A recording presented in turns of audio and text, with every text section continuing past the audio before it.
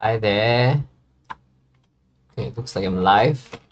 So we're just gonna continue working on what we were working on in the last stream.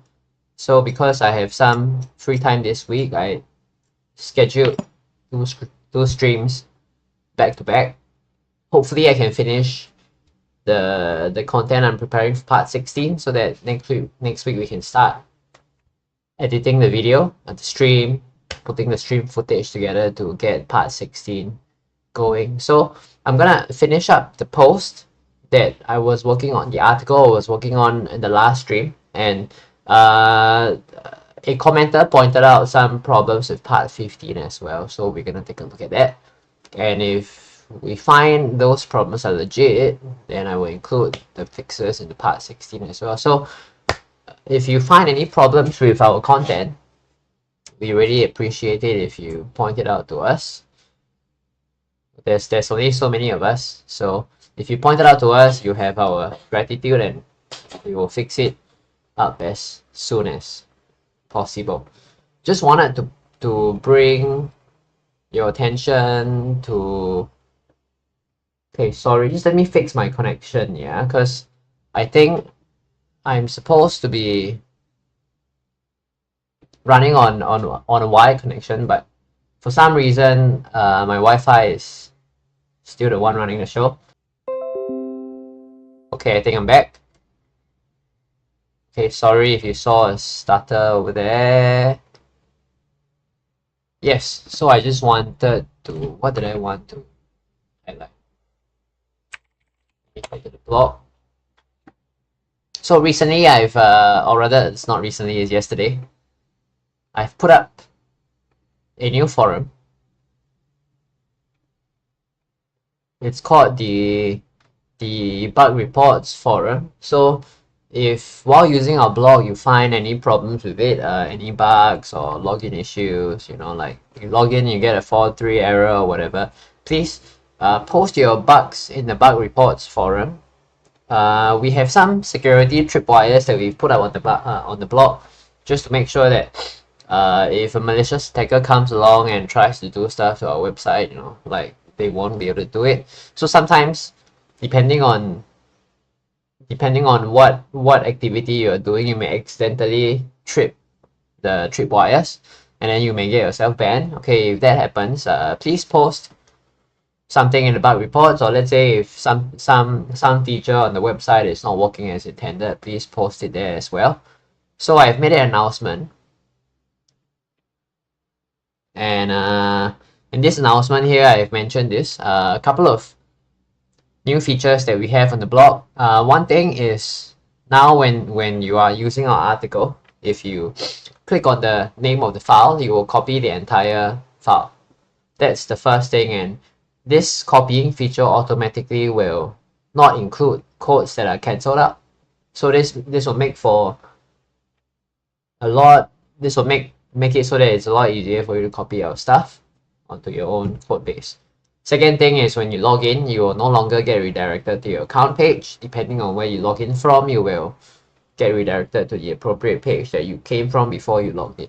And third thing is the launch of the bug reporting forum. So if you find any bugs on our blog, please, really appreciate it if you post it on the forums.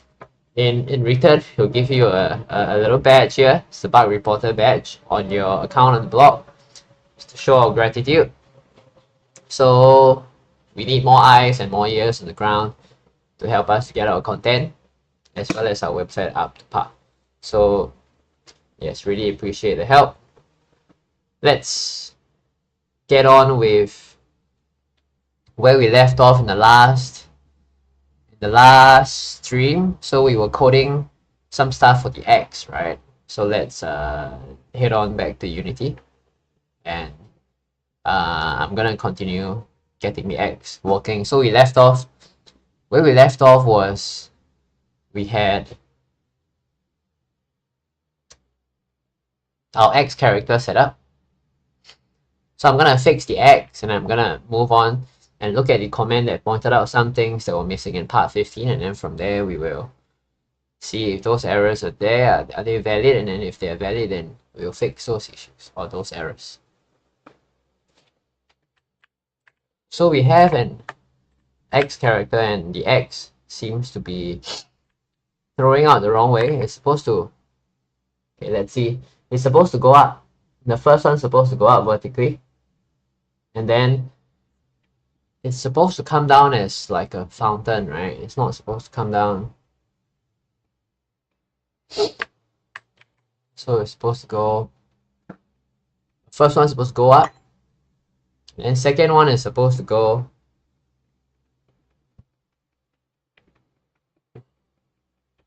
okay, this one looks correct. So they're supposed to go out like that. Just zoom in on the X.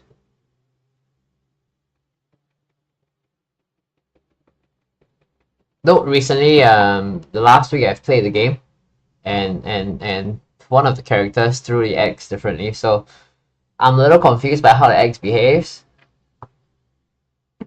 So if your X behaves differently, please feel free to let me know in the chat. If you have a GIF, especially if it's on Google, that would be great. Then we can have a reference picture for how the X behaves. From what I recall, this is how the X behaves. So the first set of X's seem to be fine, but then beyond the first one, things seem to get wacky. Or do they? Is this fine? This one goes all the way out, right? So the first X is a little wonky.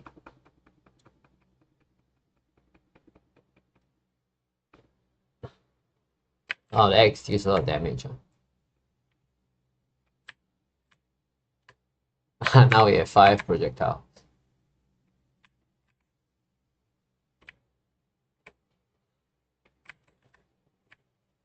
That's a lot of X's. So the first one goes out too far, right? They are all supposed to go out in a cascade. So let's find the issue.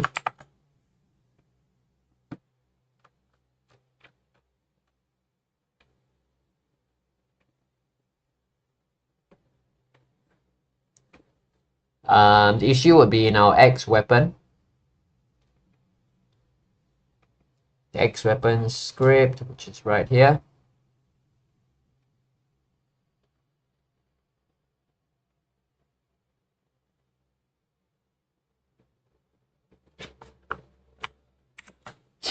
So in the X weapon script, we have this is where we left off in the last stream, right? Getting the X to offset properly forwards. Then we can continue writing, or rather we can add this script into the article after that. So under the console, okay, there we go. This is where we left off. We were debugging the offset of the X. So what happens is that we wanted the X to fly out away from the character. So let me just draw a simple diagram to demonstrate this to you. So our character is here, and then we want the axis to go like that. The first X goes upwards, the second X goes a little to the right, and then more to the right, and so on and so forth. So to do that, we will have to offset the vector in the X direction a little bit more in every frame. So the first X will fly upwards, second X will fly up and a little to the right, which is here. Third X, same thing, but a little more to the right, and so on and so forth. So the formula actually does that, but it rotates. It does that by rotating the spawn angle by 5 degrees for every spawn of the X. So the reason why the first X, so what we are getting, instead of getting the X to fan out like that, we have the X is currently fanning out like that. What we are getting instead is we're getting the first X flying out here, followed by the other X's going like that. 1, 2, 3, which of course means that something is going wrong in our formula, which is why I'm looking at the code. So the problem is actually with the current attack count or with the offset. Something is being counted wrongly, which is why we have this issue over here. So let's just go back to Unity and then we can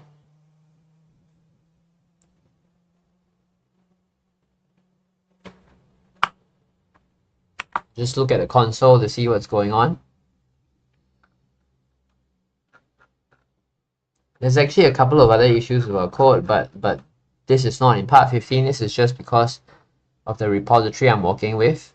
There's some issues that I found in part 15 I've yet to fix, but that's irrelevant now. Okay, never mind. Mentioning the wrong things here. Let's just test out the X, alright? See what's going on. So the X runs correct the first time. Second time on, it runs wrong. Yeah, it goes here first, right? That's because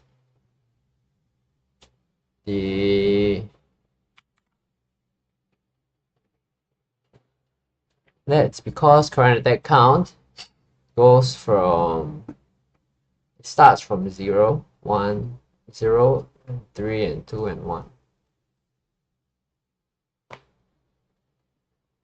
The current attack count is more than 0.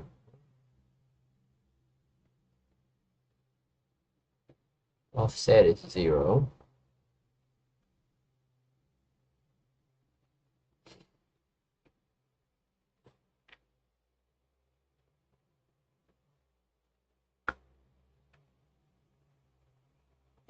Perhaps this has to do with projectile weapon, right? How the current attack count is counted.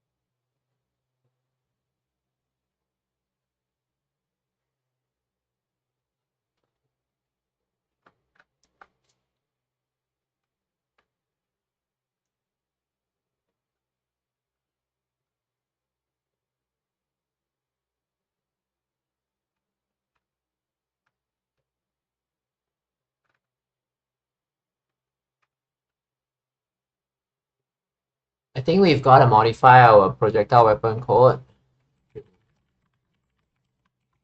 so that we put this here.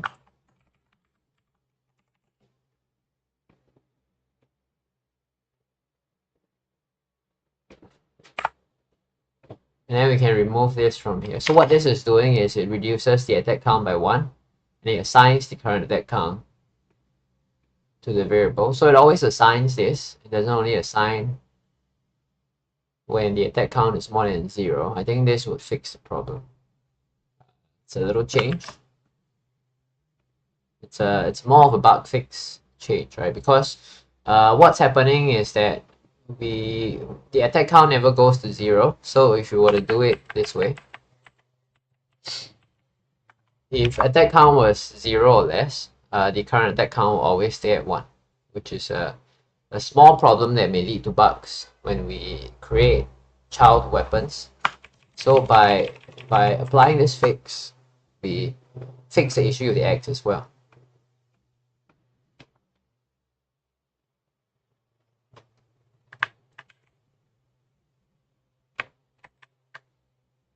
So now the X works properly, cascades properly, always. And there's our bug fix.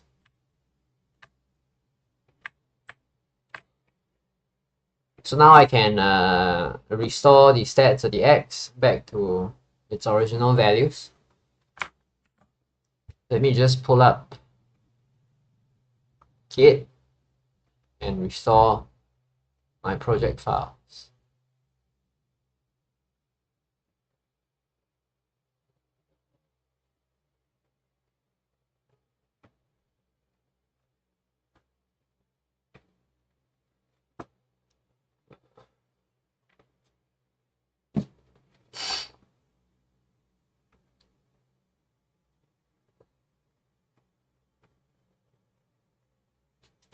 So I'm on GitHub right now, just restoring the settings for my X. And I probably should also restore on Antonio to use the whip again, right?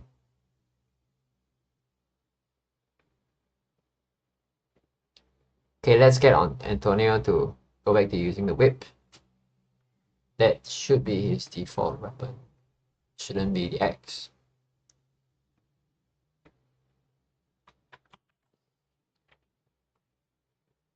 So let's document that.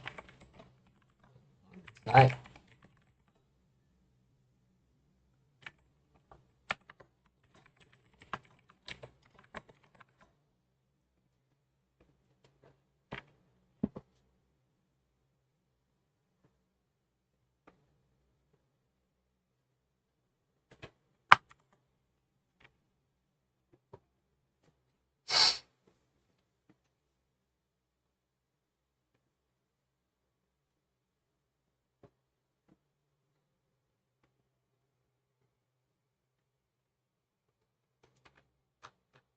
So the whip, and then we have X, creating X weapon script.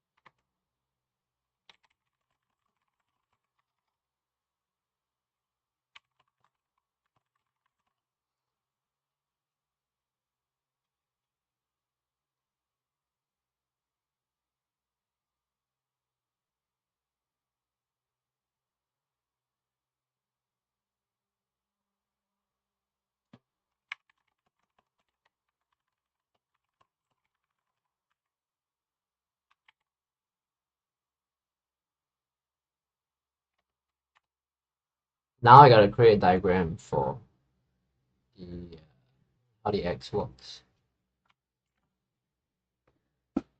So what is the X character called? Empire Survivors. X character is characters.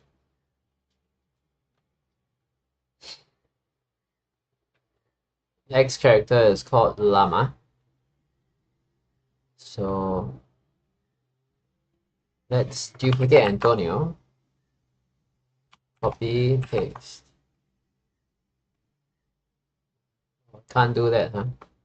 Looks like I've gotta manually do that then. So llama. And llama, same stats, but just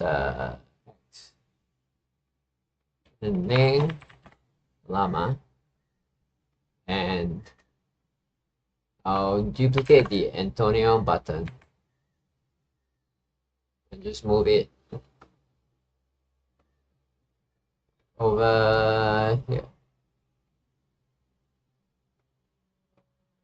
3.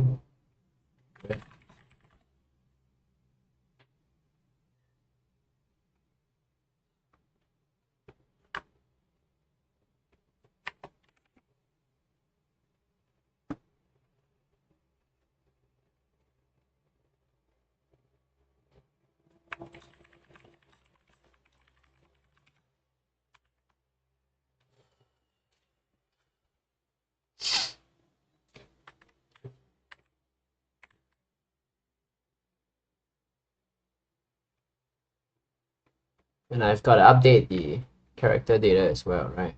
Should be llama here. And this should give me a quicker way to test for the X character. So what we want to have is, let's make the X, let's just hack the game. Make the X fire multiple copies of an X, alright? Let's modify the... Can I modify the current data?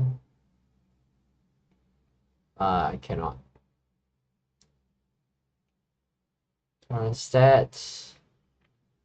Can't modify that, so I'll have to increase the number of X's that are spawned in the first level.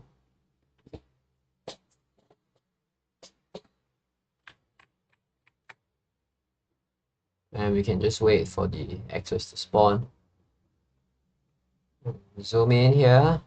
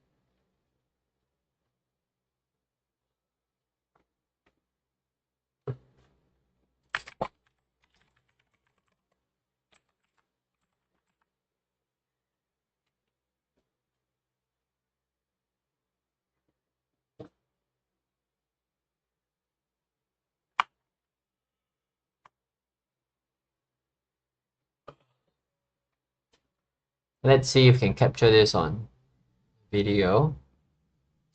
It's probably the best way to do it. 500, 500.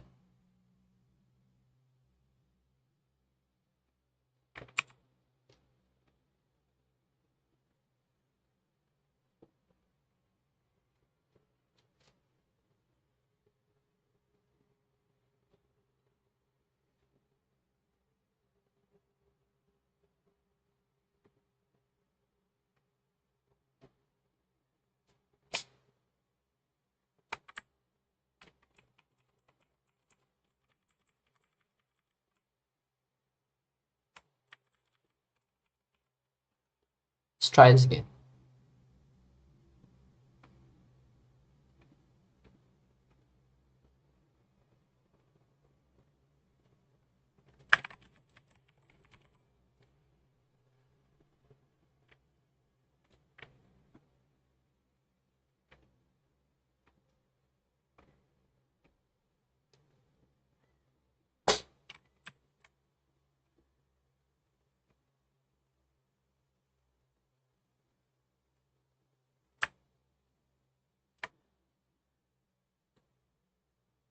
Okay, there we go. I think we got our footage.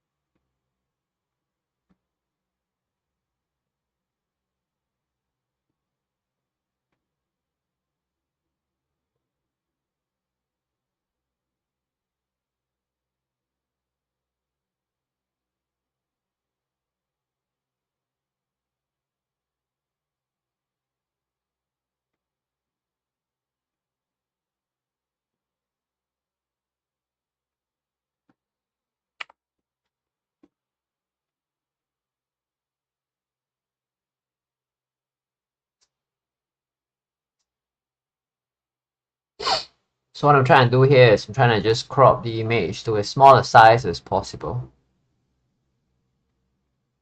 so that we minimize the amount of space that the image takes up, which will of course always be good, so then the site loads faster with smaller images. And that's the whole effort here, to make this image as small as possible. I think we've got our image. There we go.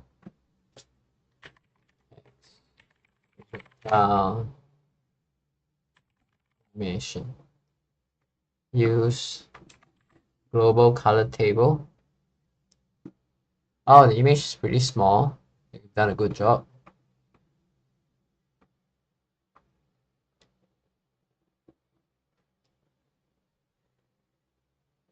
Color's terrible though.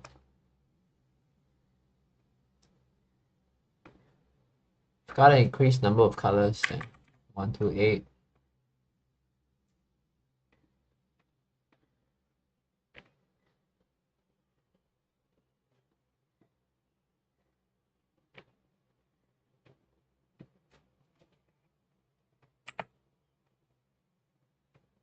How about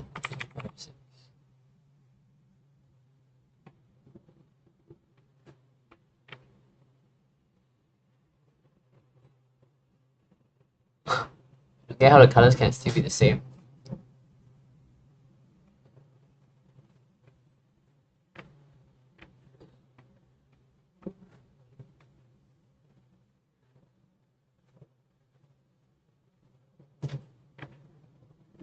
Now we got what we want. And then we can go back to the post and add the image in. Hi Kareem, thanks for your support. Thanks for tuning in to watch.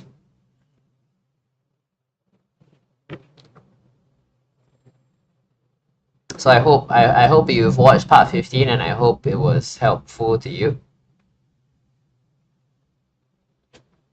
It was difficult to write, but my primary worry also that it would be too difficult to digest, because there's a lot of coding and a lot of organization, and some of you might be asking, why are we recoding the entire weapon system, right? So I spent a lot of time to get that idea across, and I hope that that the video and or the article communicated the need for us to redesign that part properly.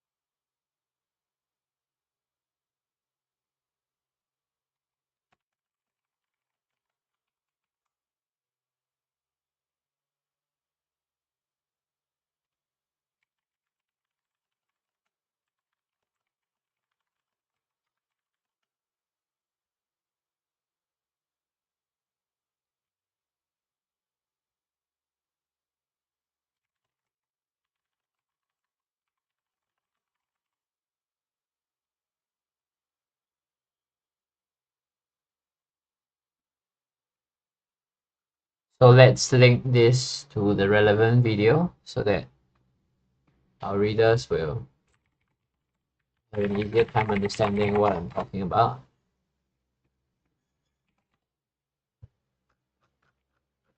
Let's find the part 15 article, and under the projectile class,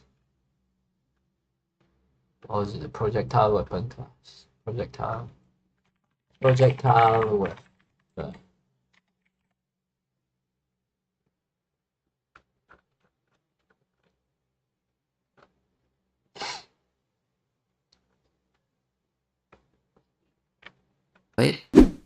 The first changes made by Terence was implementing positional variants in the knife projectiles. This is to prevent spawn projectiles from overlapping. This can be achieved by spawning the knife at the player's position like before and add a randomized offset to it. To calculate the offset, we'll be using a rect, which is basically a rectangle, NH pattern, L3 in width, -0.2 in the width. A rect has 4 properties. These are their minimum and maximum at every direct the knife, so the offset variance allows us to apply the offset at every direction. We then calculate the offset by doing this. Additionally, we also want to rotate the rectangle based on the offset by doing this. So this is the timing that I want to catch, 1:45. What's going on here? Can't you see we're having a meeting? Do you have a legendary hero? No, but what about it? Give him 777 draws. Addition.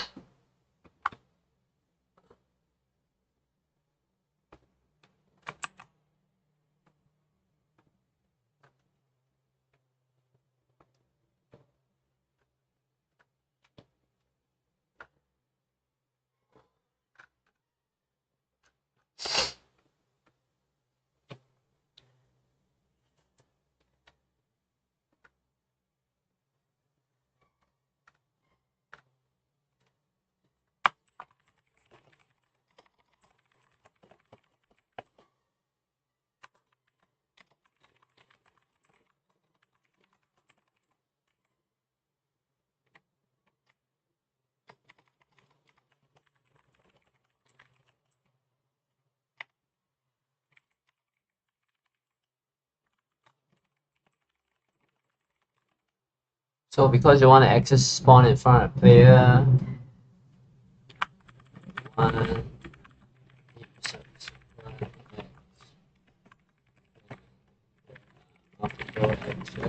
spawn in front of the spawn further in front of player. We add a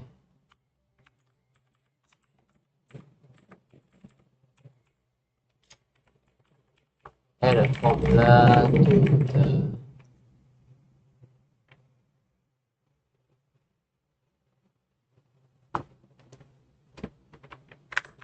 spawn window. Count the remaining text are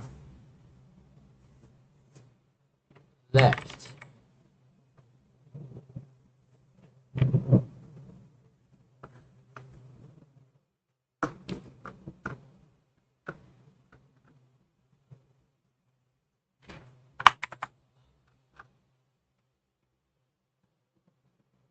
So this is the code that I want to use.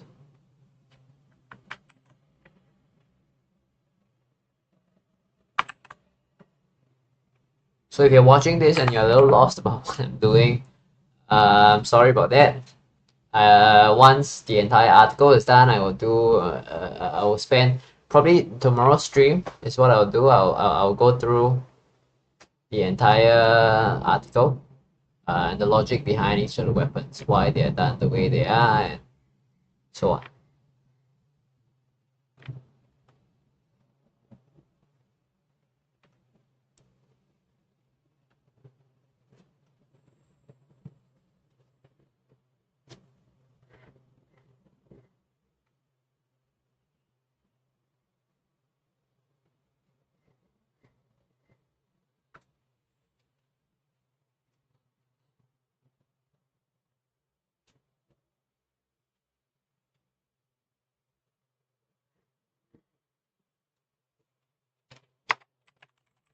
basically changes the angle.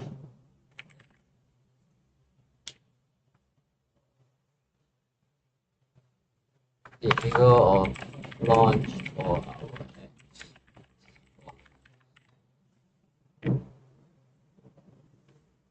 formula is as follows. Oh man, but write formulas now.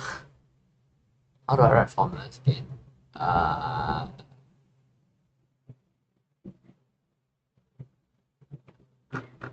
had a post where I wrote formulas, but that was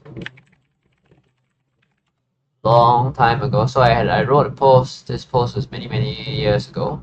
It's about how to round your numbers to the nearest, like to the nearest 4 or to the nearest 8 or whatever. And then there's this whole bunch of formulas. I need to recall how these formulas are written because it uses HTML and block. Something called mathml. It allows us to have very nice formulas. Very nice looking formulas, right? Look at that.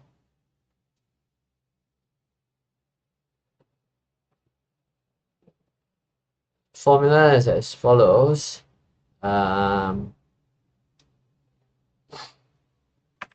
Spawn angle equals to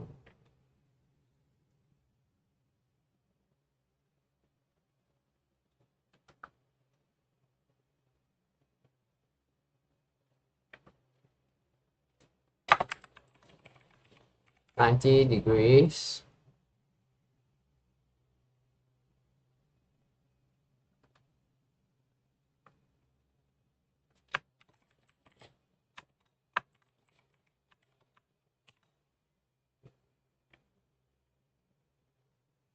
and 9° minus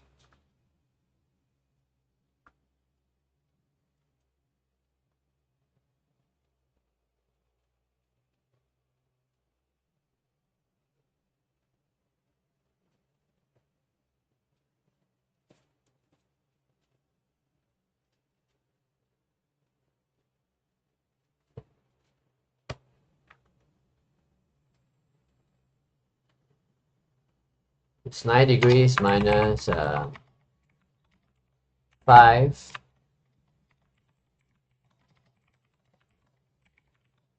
times 10.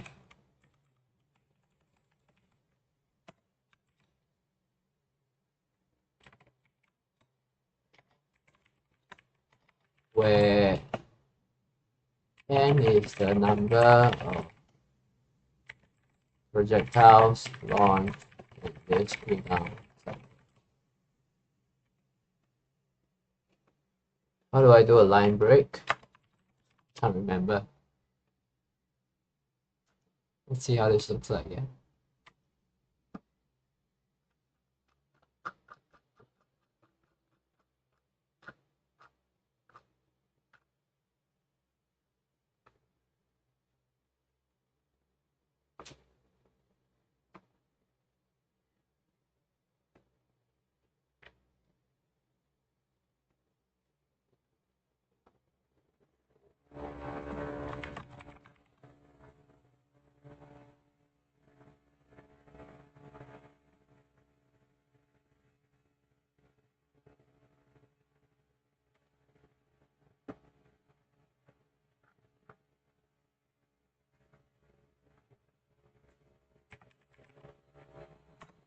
I just realized for one thing, I forgot to play music, which is why everything seems so quiet in this stream. Let's have some music, shall we? Let's get some music running.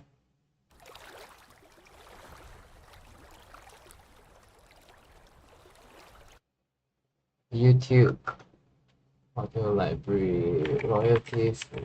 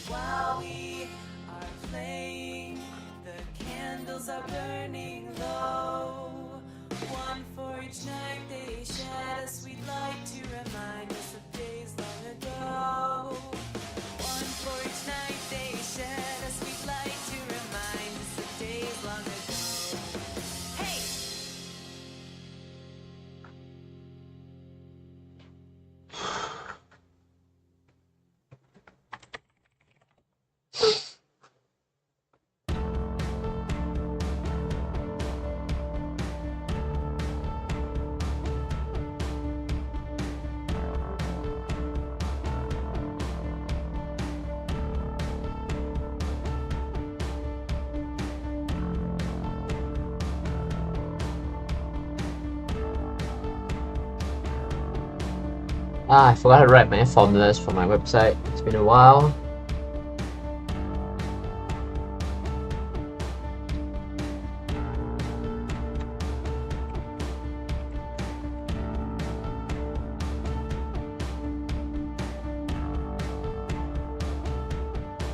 It's been a while since I wrote math formulas. What is going on here?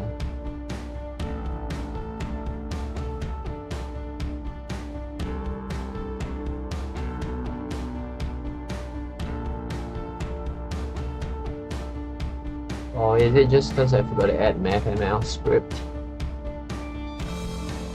Perhaps that's why, huh?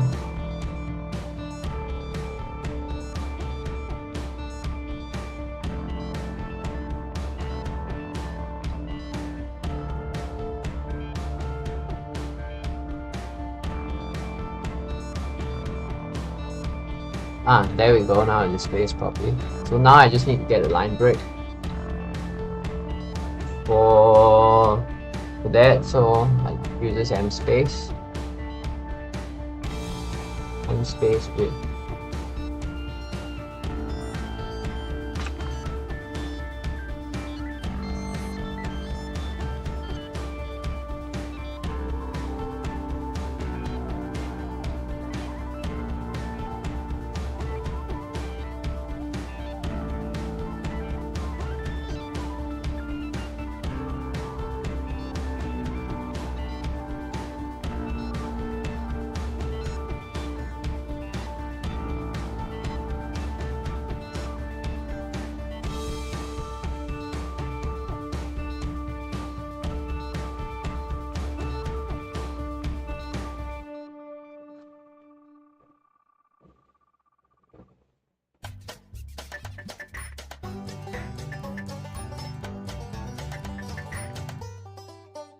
where n is the number of no, it's not working.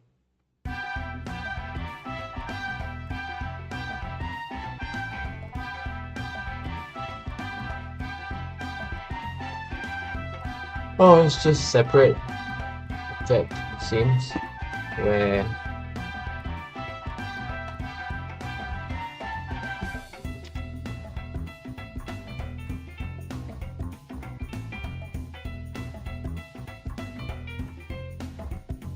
math input error.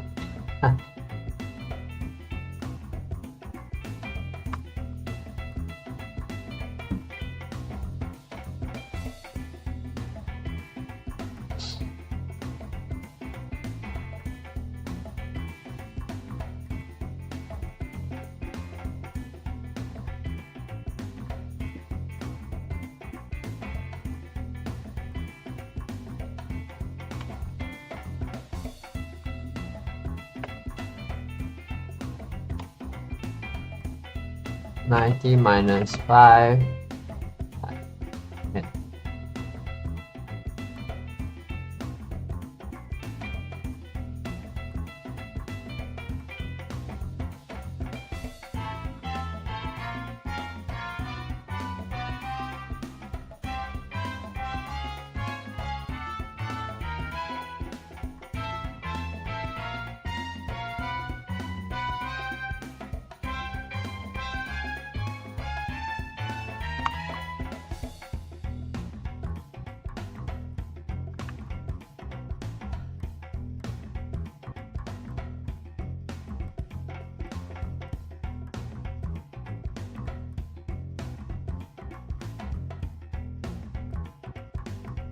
This will let us get the following long range.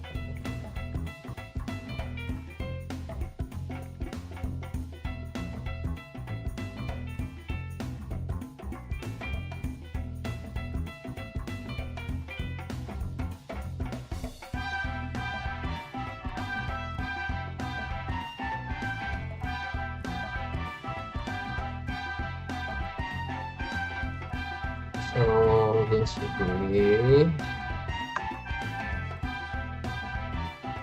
x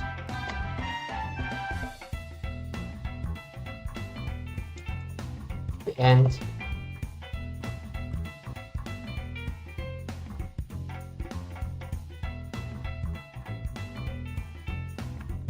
and the launch angle of whatever x.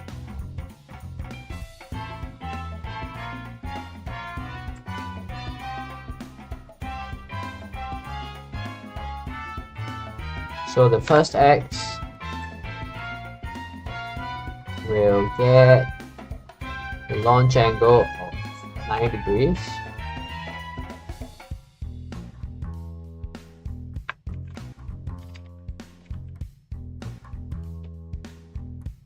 And second x will get 85, 80, 75, 70, and so on.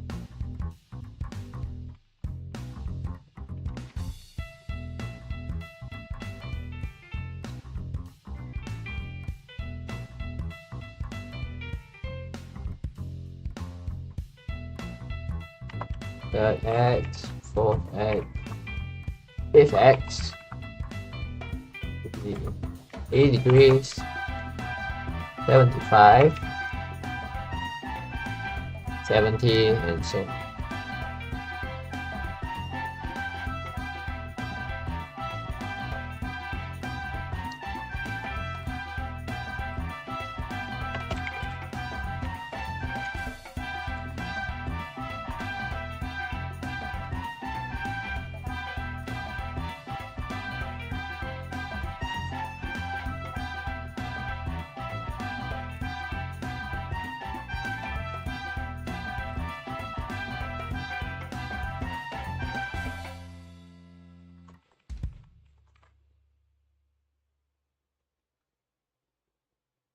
So let's see how this looks.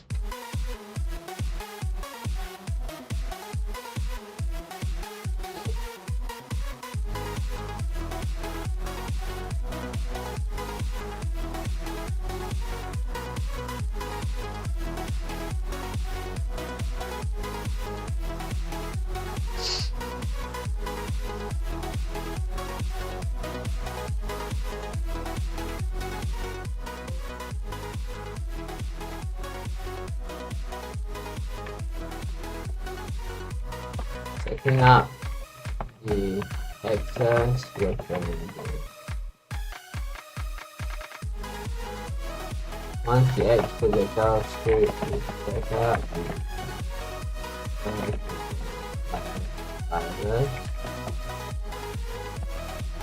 quickly to get the set of the weapon. We can create a weapon with X. Even pass levels with to get a set to the X weapon.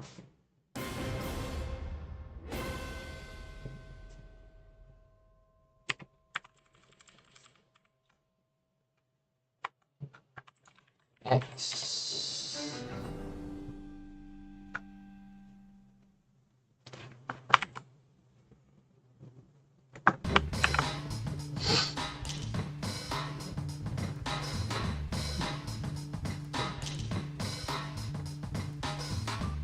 So the X weapons content is done.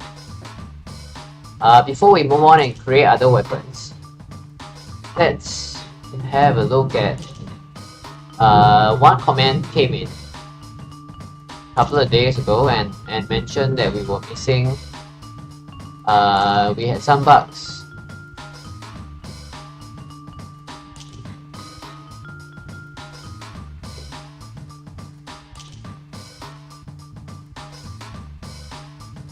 So let me find those let me find the comment, and then we can run through the comment one by one to see where the issues are or where the issue is.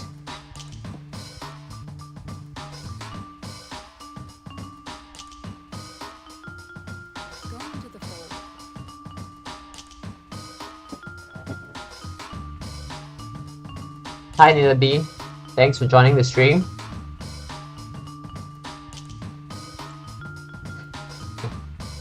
Well, I'm live today because I needed to have, because I don't have work today, so I teach, and today my students are taking an exam, so then that makes me free to drop into stream, and I figured the timing was great because I want to finish part 16, at least the footage for part 16 this week, so that Pop Tong can start editing the video for part 16 next week. He's working on the farming RPG video this week, so next week he'll be free, and I want to get a weapon system down ASAP because a lot of you are asking for the spawning system be revamped, and I want to revamp the spawning system as well because I'm gonna make it great. I mean, it's nice now, you know, but it's a little hard to use, right? I'm gonna make it so easy to use so that anyone can just jump in onto this project and just start slamming out your variants of Vampire Survivor, saturate the market, spoil the market for the for the creator of Vampire Survivors game, right? Because now all of us are gonna be creating Vampire Survivors clothes. So yes, I want to get to the spawning system quick, but then to do that I have to first get the weapon system stable first, and then I hope to see your crazy weapons, like what crazy weapons you can create. Do I still recommend whether you go through the whether you want to go through tutorial in order depends on are you new to programming? Because if you're new to programming, the earlier tutorials do get you used to how coding works. So I do eventually intend to release this as like a package that you can just jump in without much coding knowledge and then just start churning out your own variants. But that will be a long way, probably at least a year from now. So when we are celebrating New Year next year, maybe you'll see something of the sort, but it's gonna be some time away. So if you have some coding experience, then you can just go straight to part 15. But then because we are still working with the old system, you know, we'll still be modifying our codes from there. So if you have some experience, I guess you can jump to part 15. You just have to catch up, do a little catching up on the code base and see where we're at. If you have no coding experience, I still recommend going through all the tutorials in order, because you will then start to get used to, you know, how Unity works, what classes are, what inheritance is, you know, all these are important concepts to understand when we are working on the weapon system revamp. Hope this answers your question. Let me know if you have any further questions, right? I'll check in on the chat every now and then. If you're new with Unity, then it's best to go through the entire series.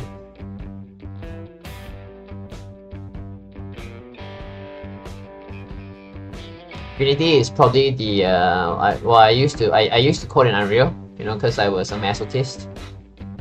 Means I love torturing myself. Unreal is great, don't get me wrong. It's just difficult to use, you know. When I jumped over to Unity, I was really happy with how it works. I mean, I know they have a lot of controversy now, right? This past couple of months, they tried to do the whole runtime fees thing, but I still enjoy Unity a lot because of how easy it is to use. Like, I've never had a game engine where I didn't have to spend any time. Like, I spent 0 time learning how to use Unity, in the sense that, you know, you can just plug game objects in and you plug components in and you're ready to go, right? So it's really easy to understand how it works.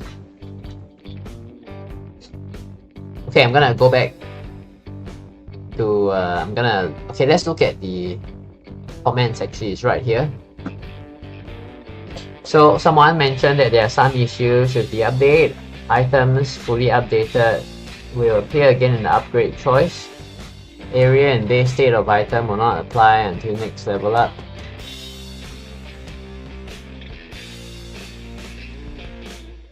Old inventory manager script have to remove from player game object or else will cause bug when level up.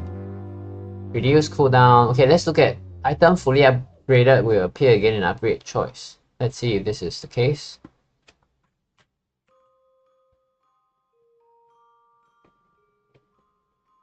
Oh, it means I have to play the game for a little while, huh? Get this.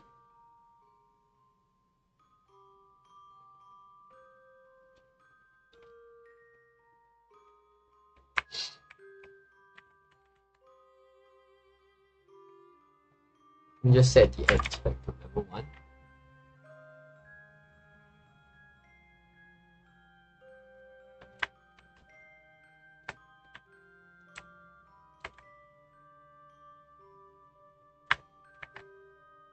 Items that are fully upgraded will appear, is it so?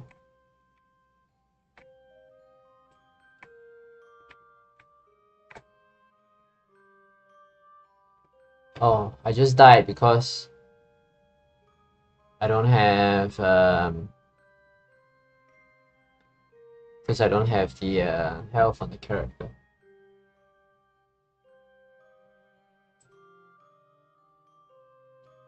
You know what? I'm gonna go and get our Patreon files instead. Start there. Might be easier that way.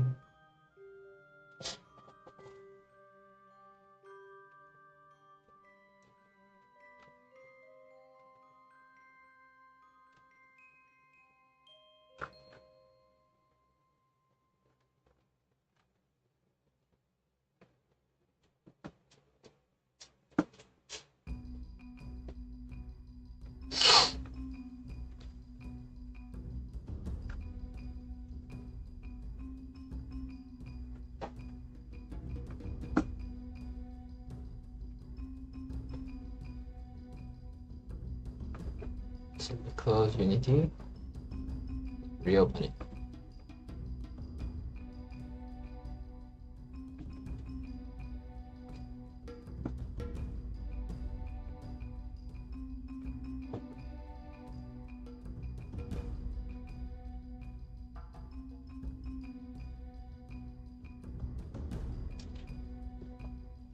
So the part 15 code we've rolled out, there seems to be some bugs. And if that's true, then we will have to fix those bugs in part 16 as well.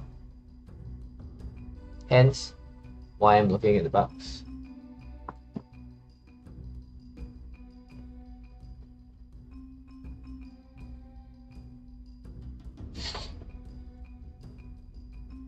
So the first bug is that the weapons will reappear. Might just be an issue in the project files.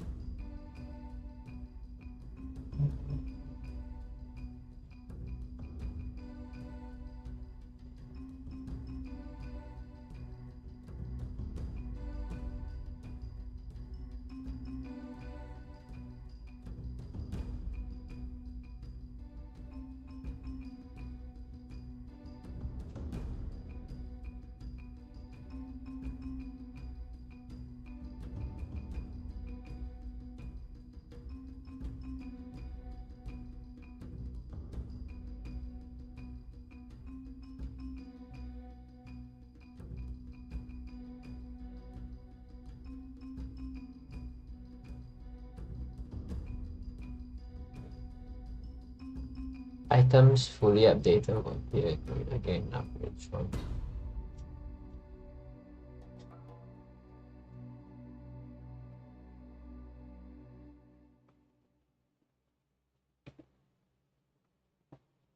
So 2 is definitely something that makes sense.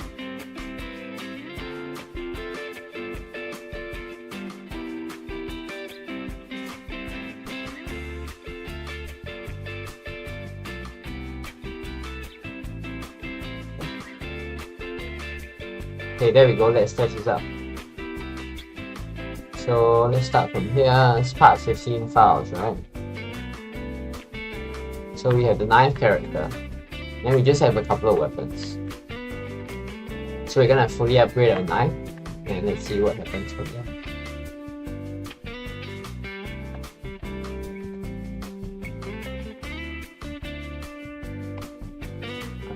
Let's fully upgrade the 9th.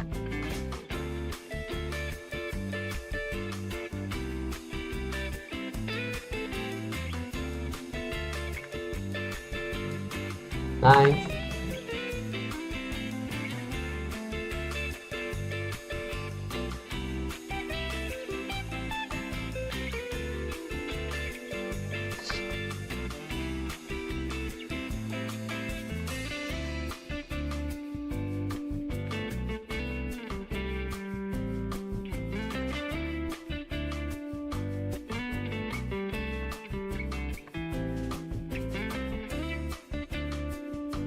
One more. How many levels do we have for a knife? I think it's 8 levels, right? If I'm not wrong.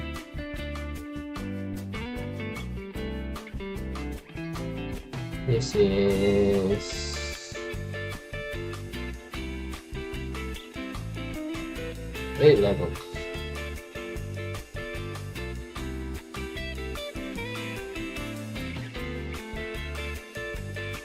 Oh crap. Stop the game.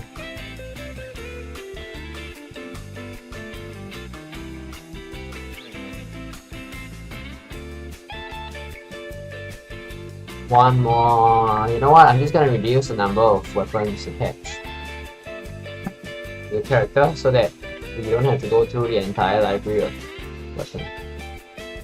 Let's take away.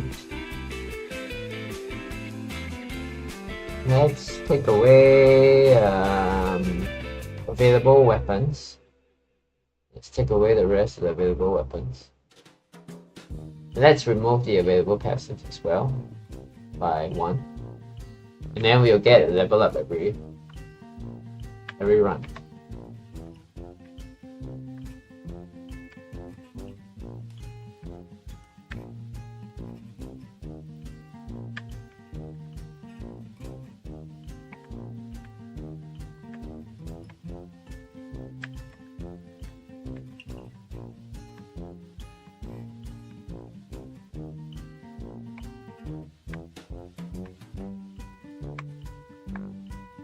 Level 4.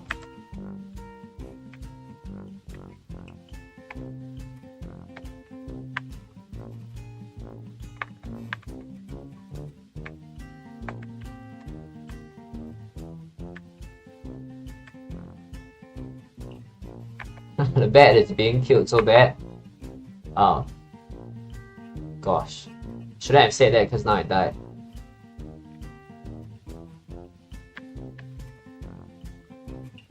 Title screen working. Save the changes. Yes, save the changes.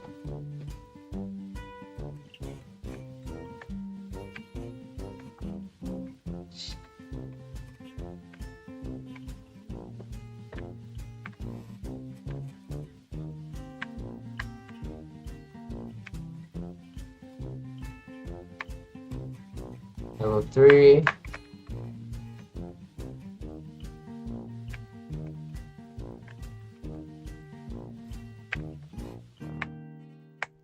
Level 4.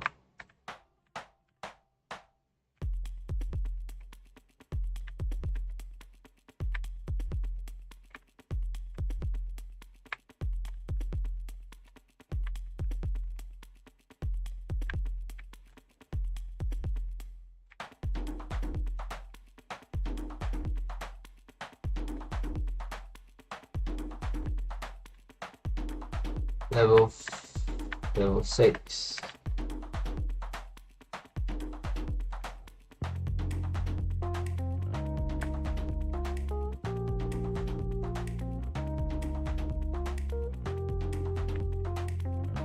Level 7.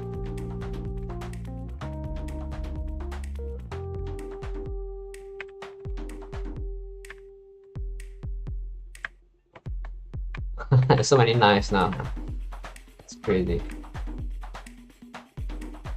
Level 8. Okay, let's see if the knife reappears again.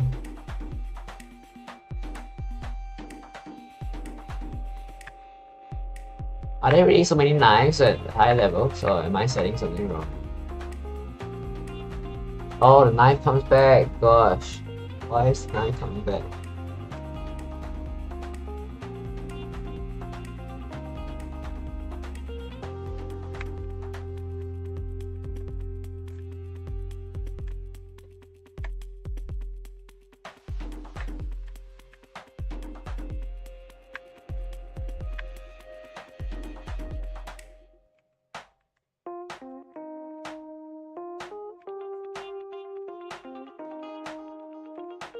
Okay, we've got to fix this.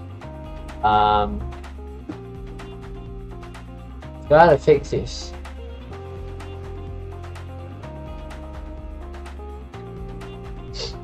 I think the issue occurs on the original project as well.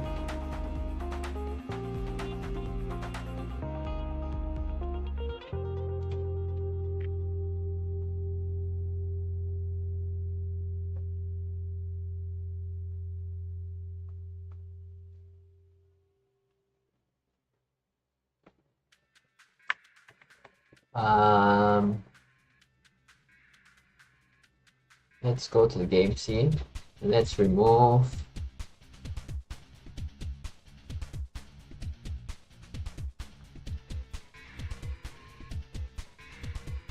the other weapons temporarily. And then let's level up the knife. We can also increase the amount of experience that we get per pickup. So I'm just gonna find the blue gem and just double the experience that I'm getting, so that the whole game gets easier to play. So we have the whip. Just knife, knife, knife,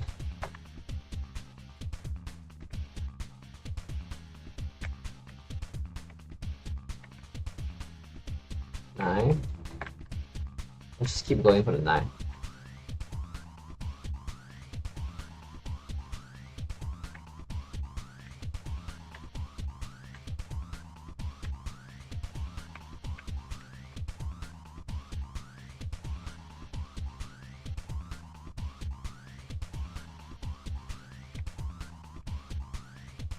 Level 6 for the knife.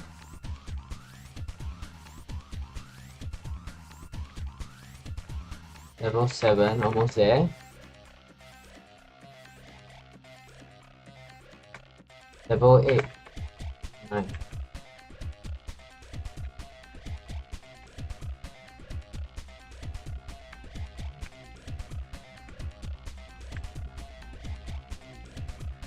Okay, so the knife bug appears here as well, so I've got to fix that.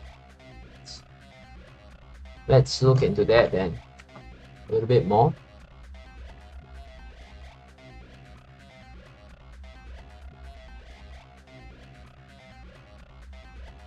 Oh, Nilabin, you've used Unreal before as well, huh?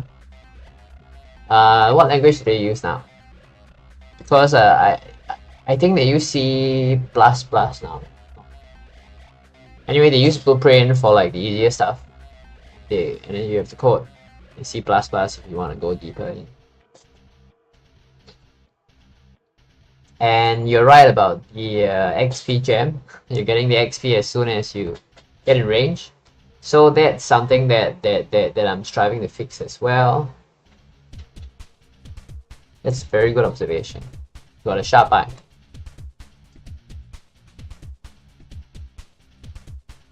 So let's fix the weapon spawning twice. We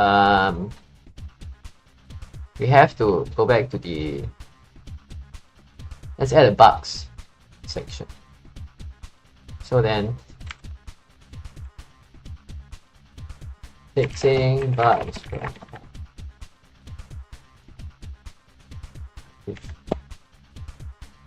So one of the bugs that we have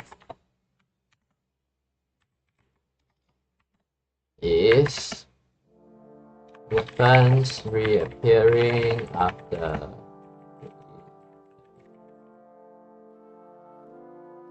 So that shouldn't be happening.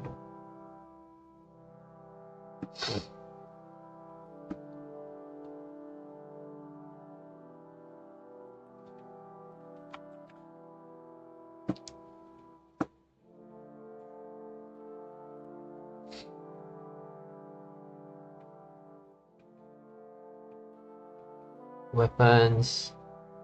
That we have to look at the play inventory script to rectify this.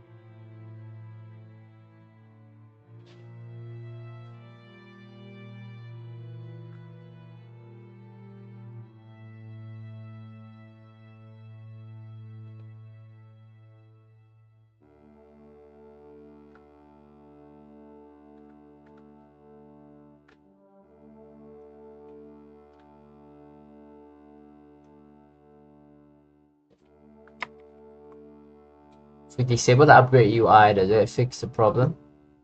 Let's test it out.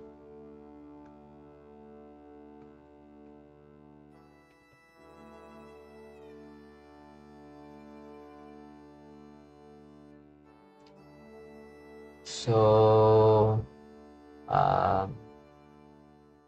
let's go to weapons, let's go to knife, and temporarily we're just gonna set the max level of the knife to 2 so that we can test everything faster, you know.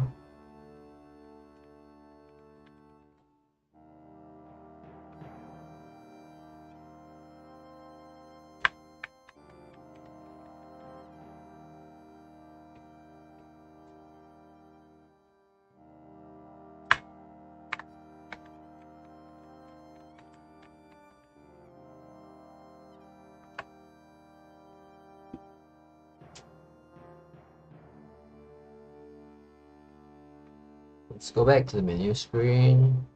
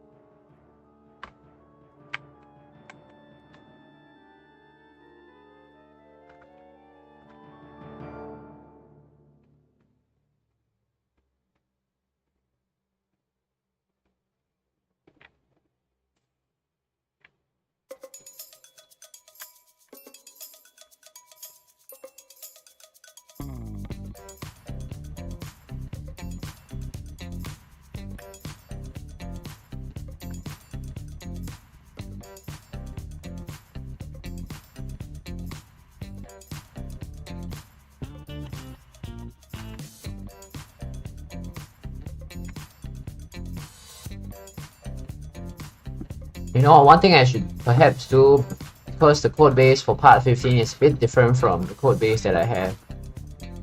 First thing I should do actually is to update the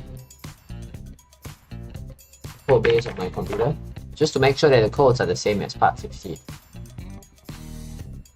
So part 15 is all the way down here.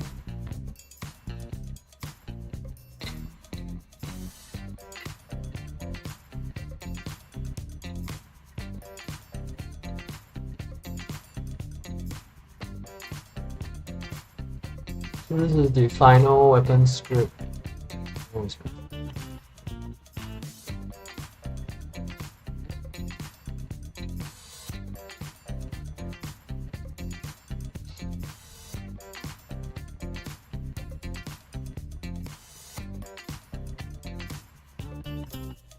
Stats operator, weapon data.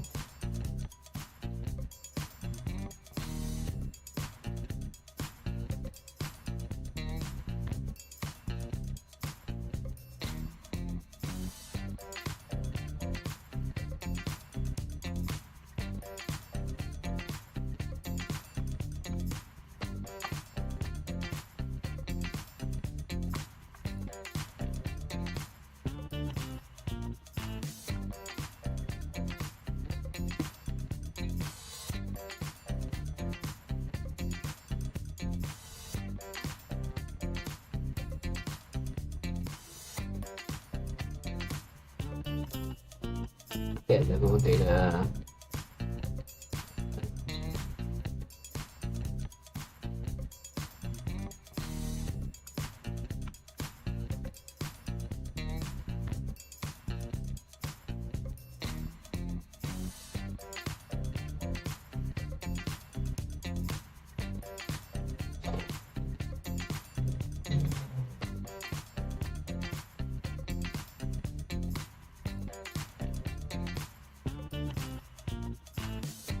Weapon effect.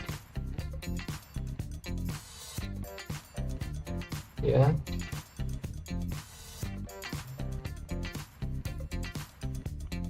It's practically the same thing.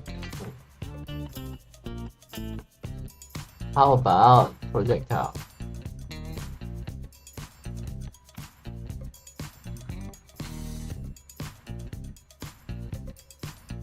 What is the difference here? What's the same. This is the same. The same. Same. No change. Same. Projectile is exactly the same. Okay. So I've updated some scripts on the guide that wasn't updated in my version of the project. So my version of part 15 is a little bit buggier than usual. Weapon is fine, we have to update it first. Projectile weapon,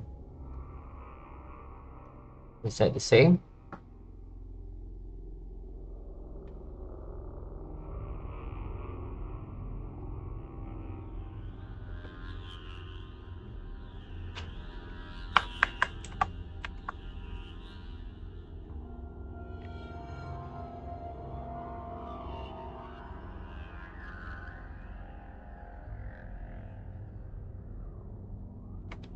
Okay, this is a bit different.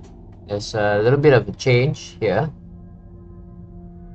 which is fine. So this change is to fix a little problem with the knife weapon. It's supposed to fire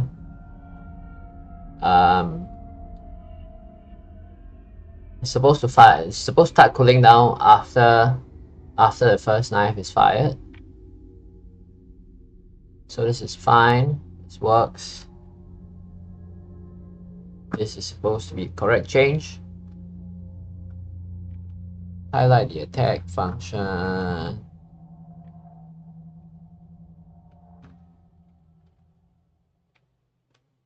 Handling multiple projectiles. It's fine. Behavior drop down for weapon. Data editor. This should be the same.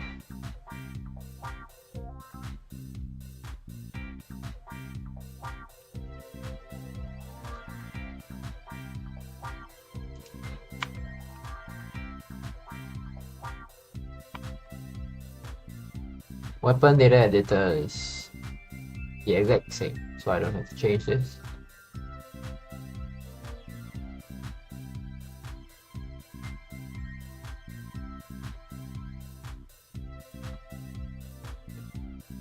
The item is superclass.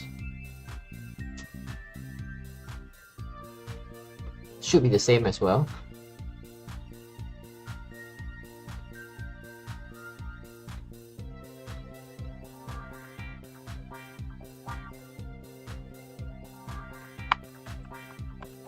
Item is superclass. It's missing this part. Oh, it's missing a whole bunch of stuff. It's not what we want. Because we've got all the weapon evolution stuff inside here as well.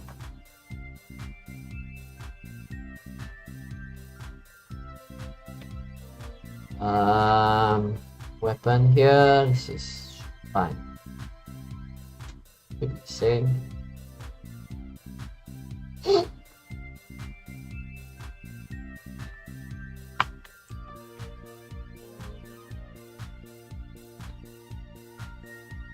It's the same.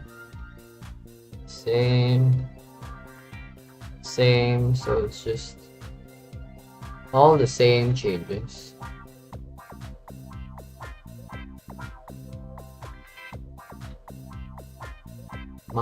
Current mic.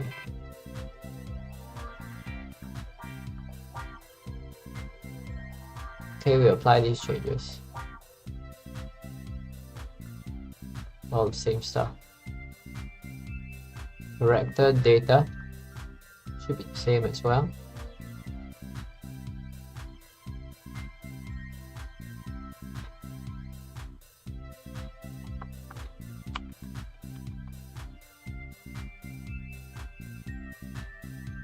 It's just spacing changes, yeah.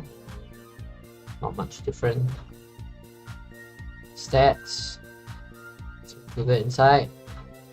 Character selector should be the same as well.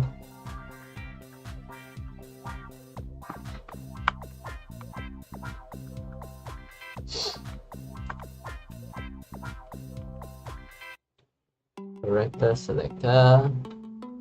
Same code. Same code.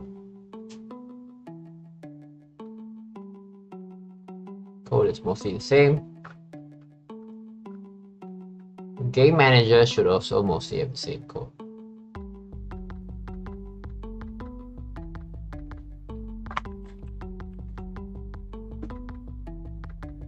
Game manager. Some. Oh, it's missing the code for floating text. Shouldn't be missing those things, yeah.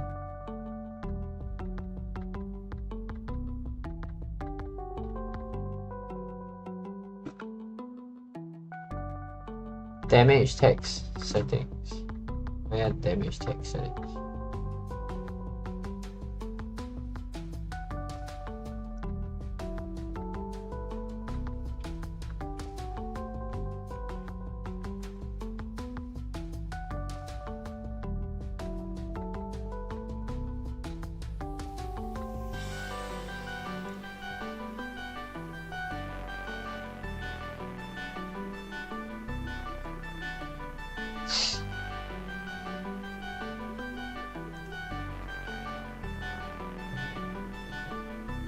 Damage text settings for the screens. Manager.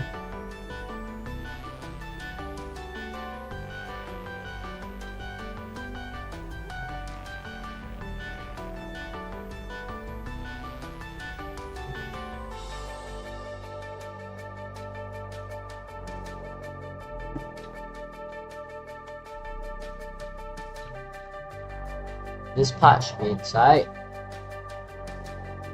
That's for the part 15 article, yeah.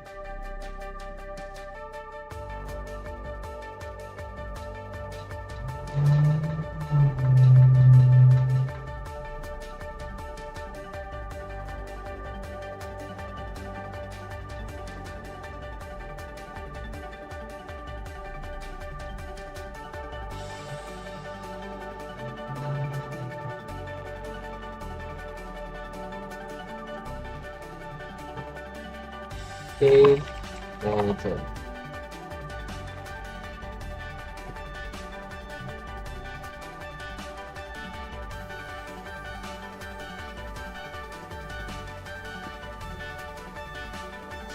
Same code.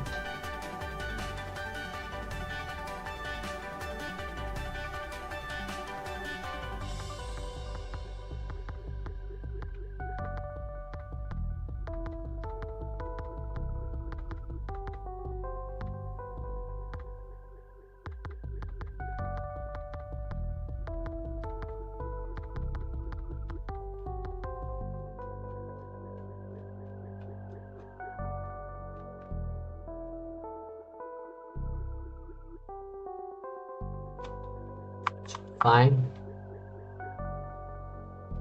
Recreating passive items. Passive code.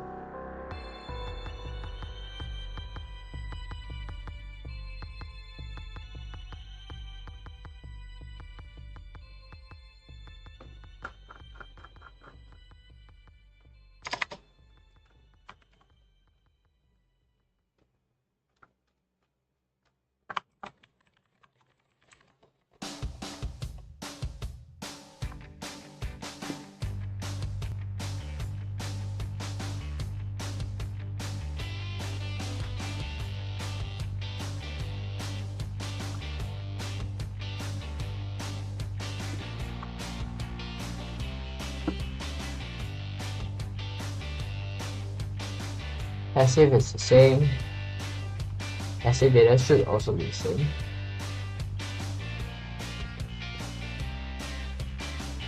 Same. Player stats.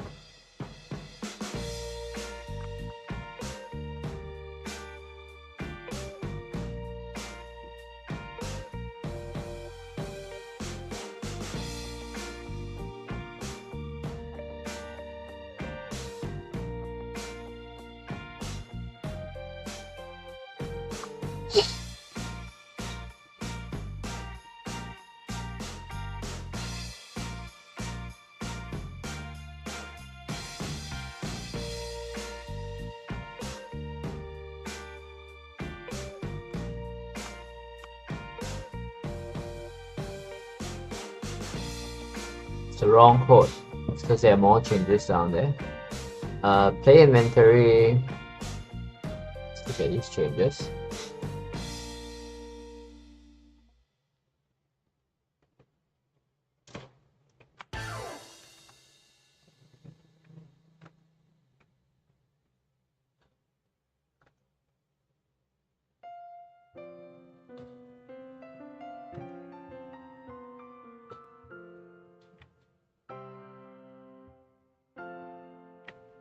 Same code. Same code as well. This is the same.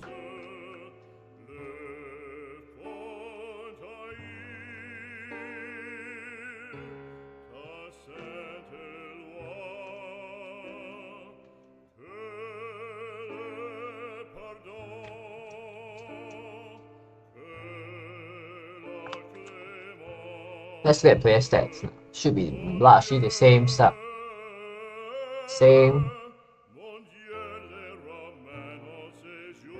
as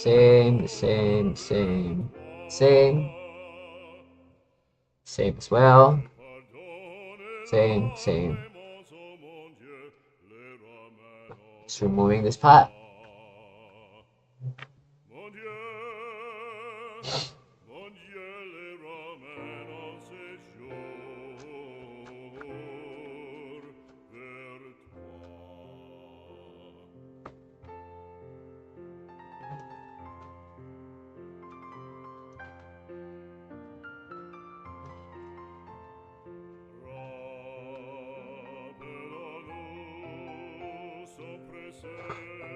Item data.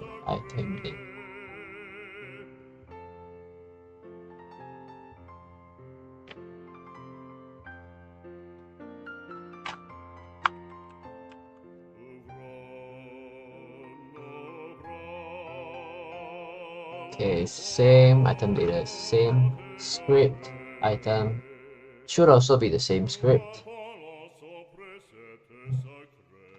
Just with weapon evolution added.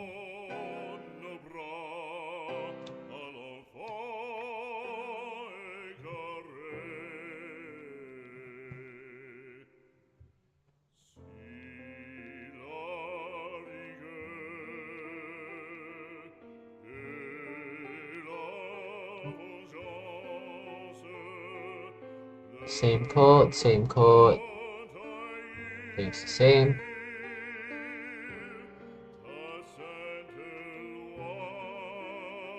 Treasure chest. Should be the same.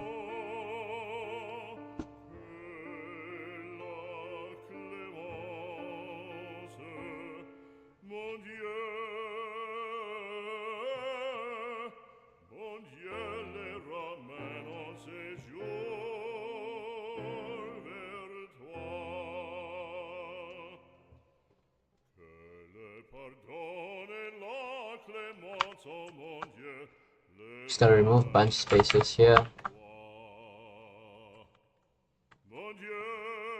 Otherwise, should be the same, you know?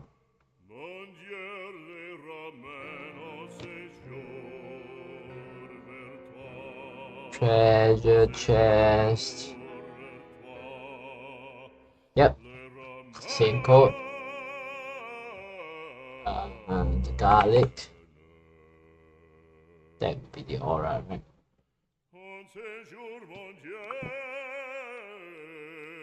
Weapon effect.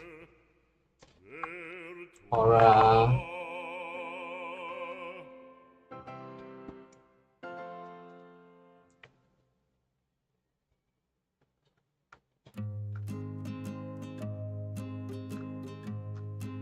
Can I need aura weapon? Gonna get a cup of tea soon and fall asleep. It's the afternoon weather.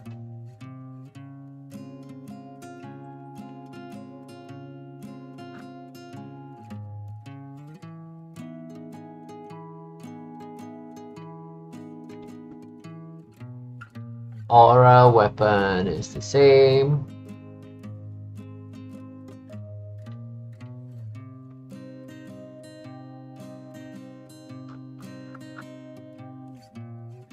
So the changes are largely just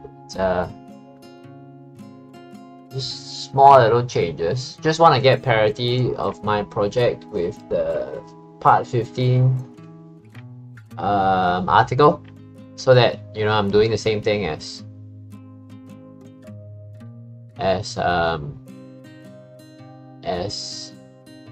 lost my train of thought. So that I'm debugging the same thing that you guys are debugging. Like if you follow the article, you may get a slightly different project than I have. That's because my code base is a little outdated. So as we were releasing part 15, there were also a couple of bug fixes that we applied, but I didn't push it into the repository. That was why I was checking my codes just now to see that everything was updated. So let me just update all of these into my repository.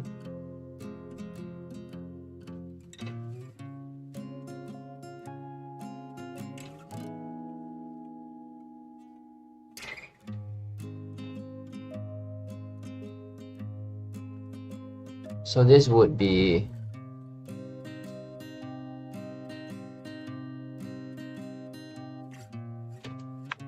part 15 code.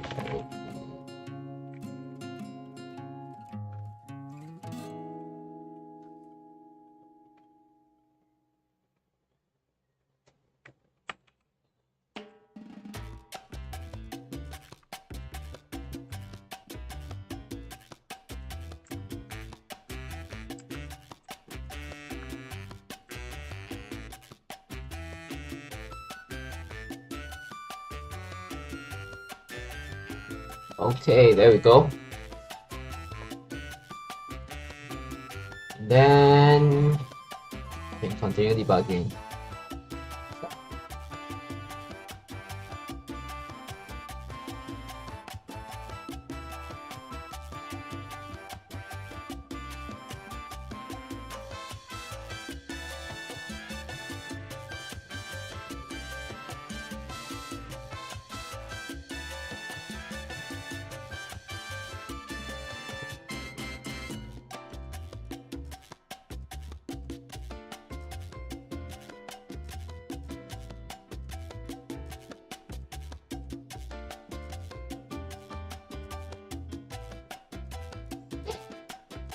So there are multiple creators on our channel because we're all working together to create these series.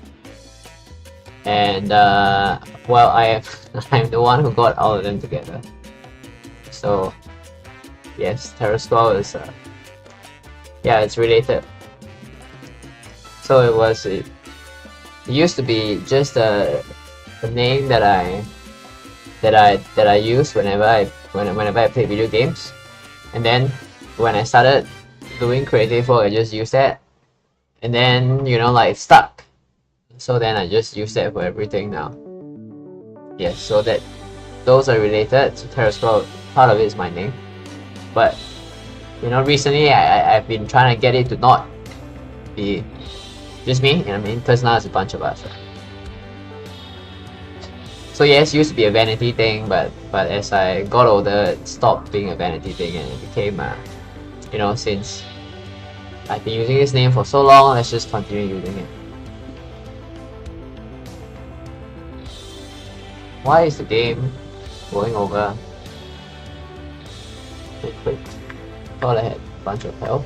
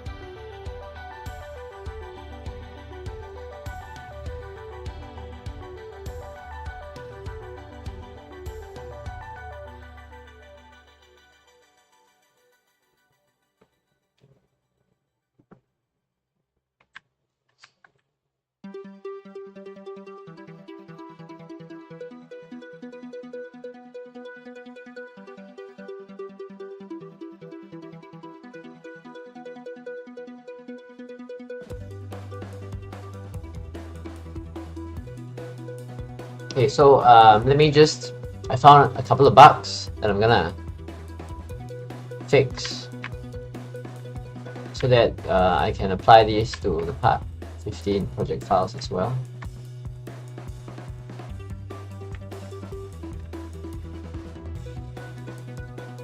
So one thing is, if you die and you replay the game, it seems like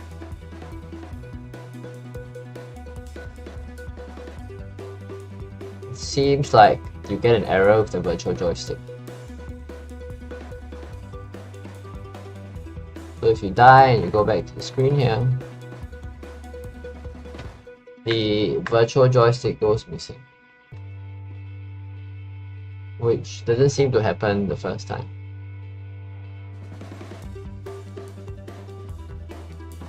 Virtual joystick is here.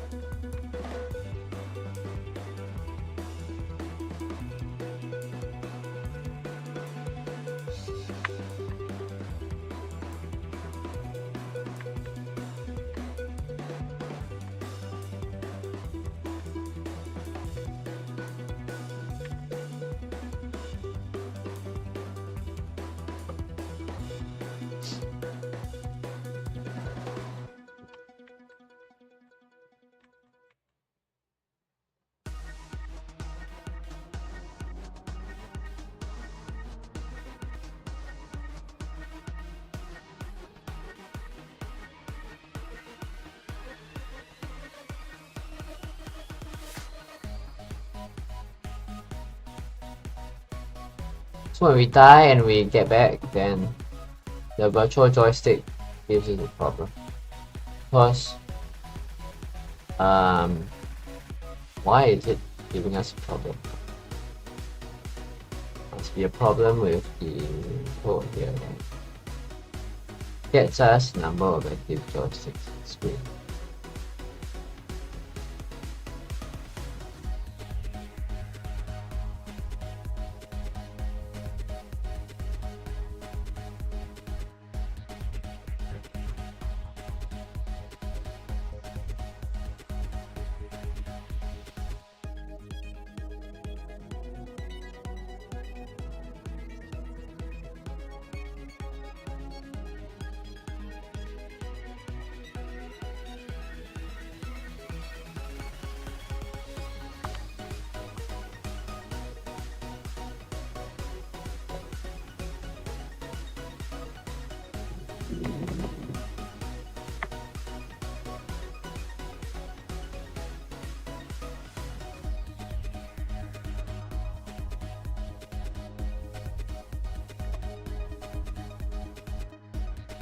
Print just debug there's a small bug with the virtual joystick. Just trying to fix it. So it looks like I have to roll out a bug fix for the project files part 15. Otherwise, wouldn't be nice if you only play the game once. So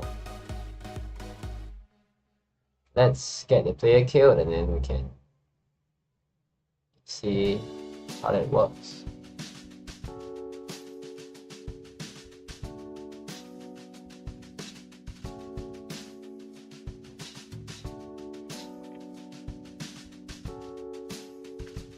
Missing reference.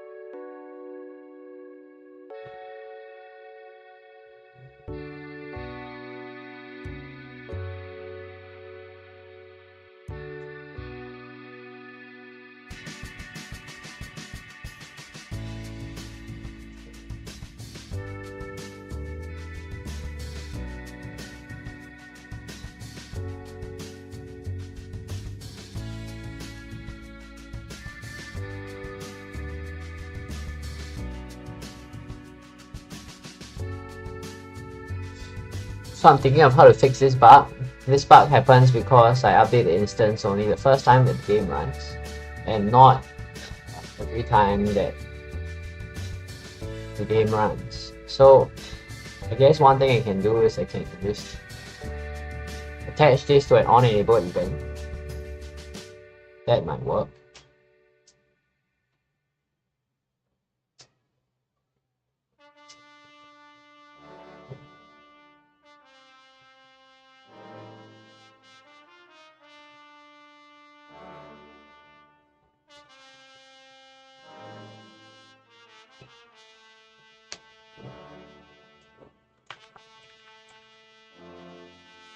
Public static text.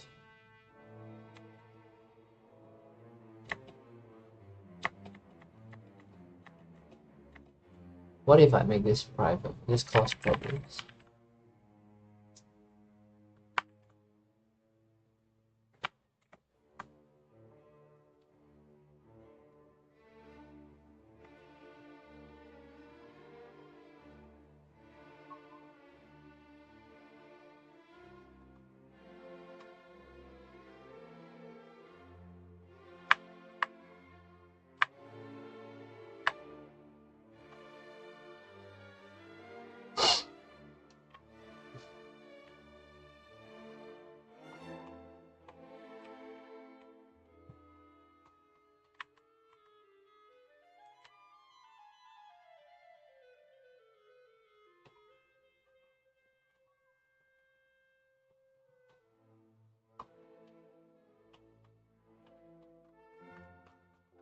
It doesn't seem to cause problems. Which means I'll make this private and connective instances will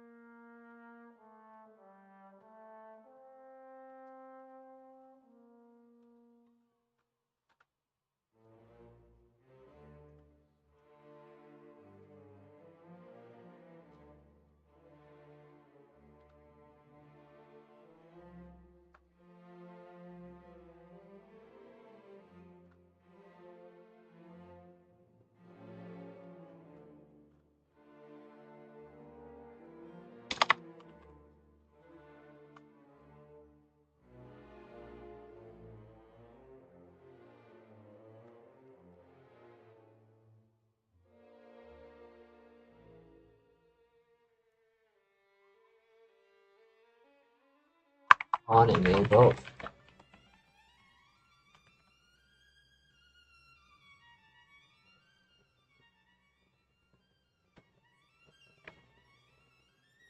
Should be a better event than start to find this thing. Oh, in this instance, this.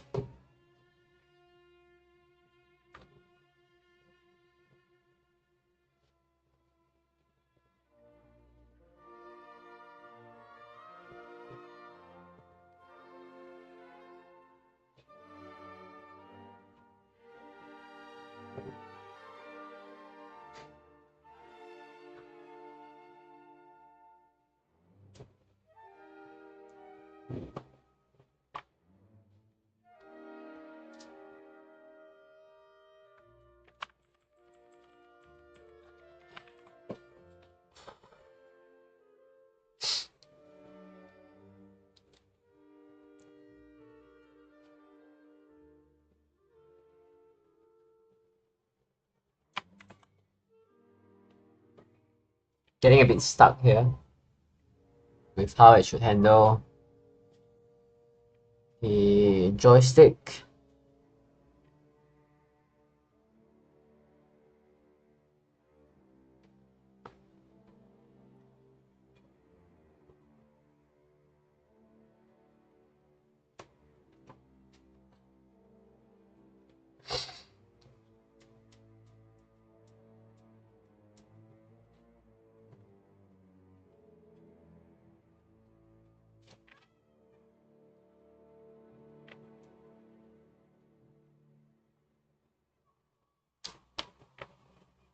I'm gonna go for a walk. I'll be back in about 10 to 15 minutes and I'll come back hopefully with some fresh ideas. I'll get myself some caffeine as well to, get me on a high.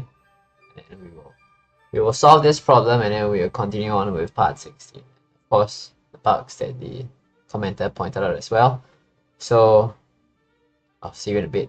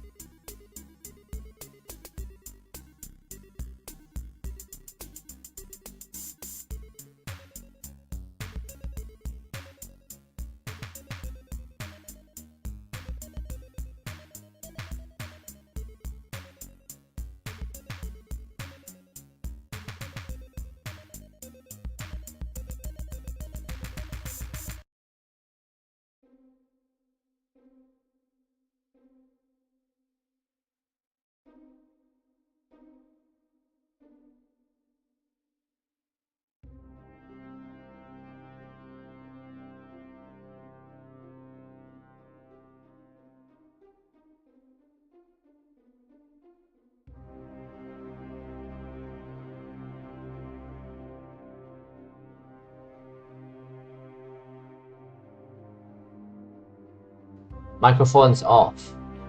So I have this little card here that came with my tea.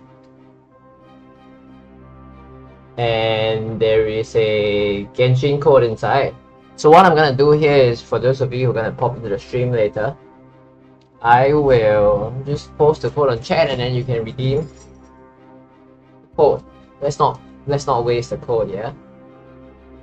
You know, since if I didn't share the code, it would just be thrown away, and I think it's a waste of a good redemption code.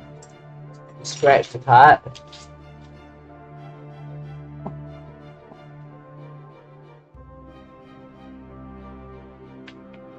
And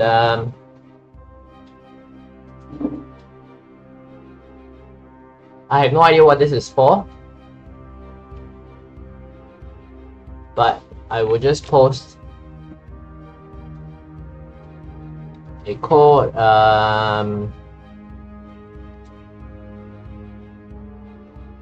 that you can use.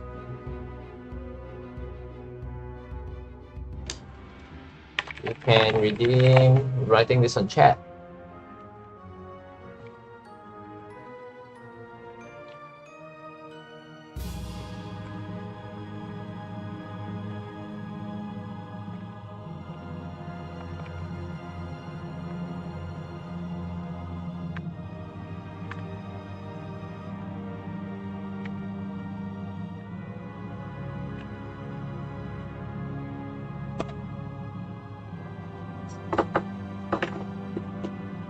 So I posted it on the chat. The first person who gets the code will be able to use it. Obviously, if you try using the code and you can't redeem it, it means someone else has already done it. So it came with my tea, my piping hot cup of tea that was gonna help me get past this little impasse here. It's getting stuck in this piece of code here.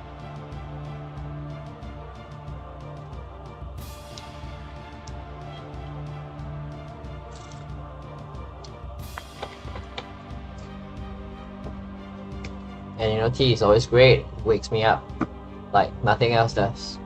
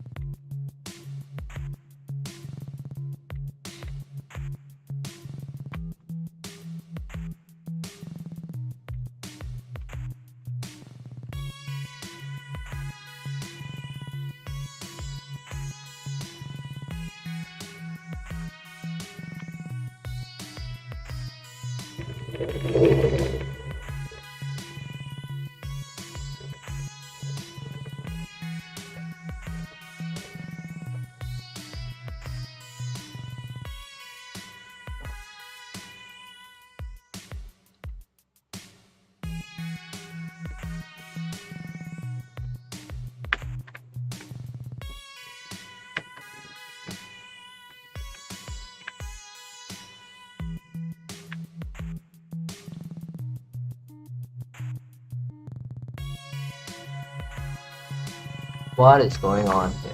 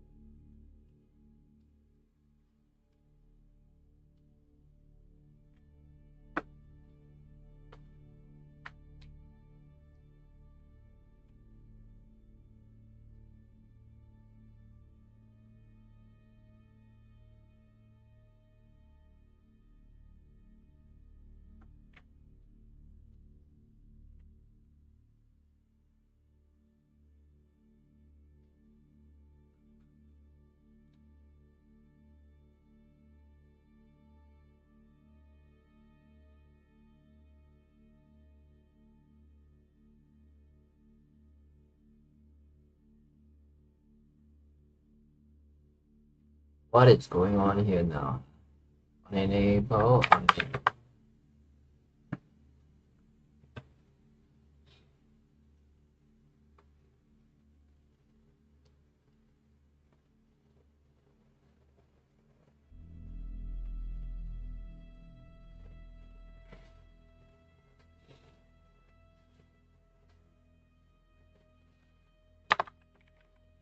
On disable. Let's just remove this. I think this should fix the issue.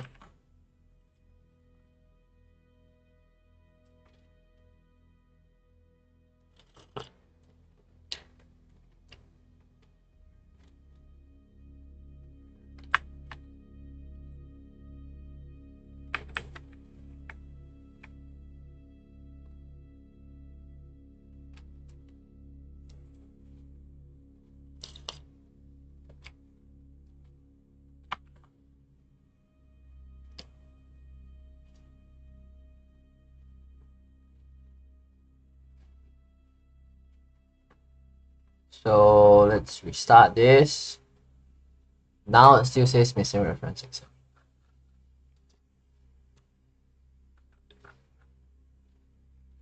This is troubling. Can't seem to find where the issue is.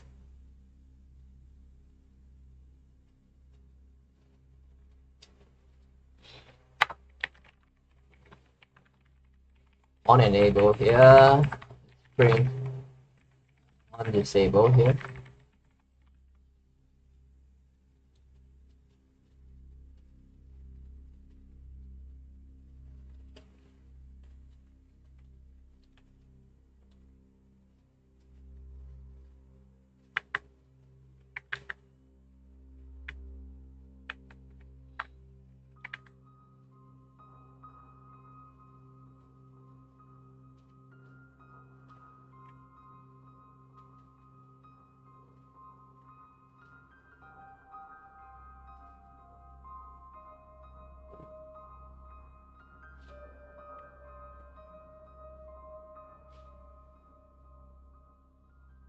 Missing reference exception.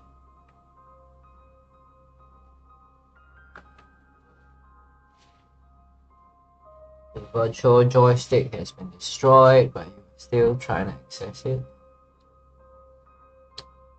On enable, on disable.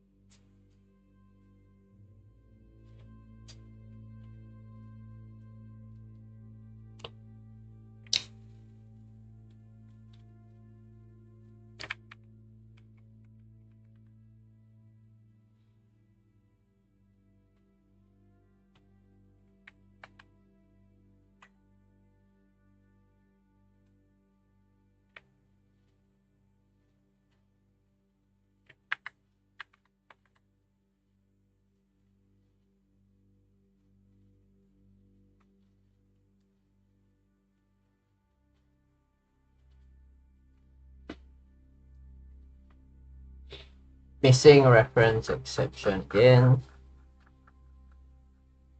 Man, this error is gonna drive me crazy.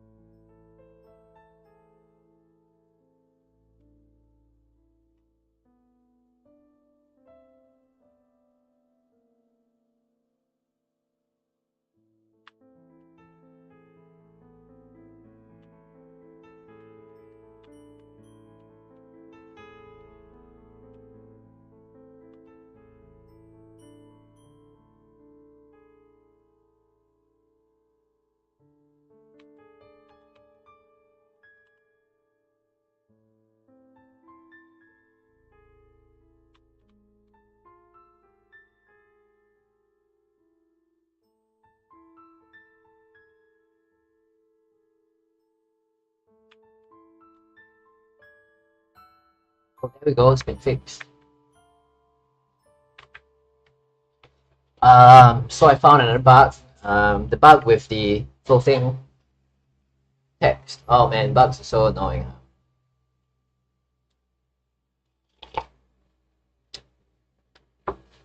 So we fixed the issue with the joystick.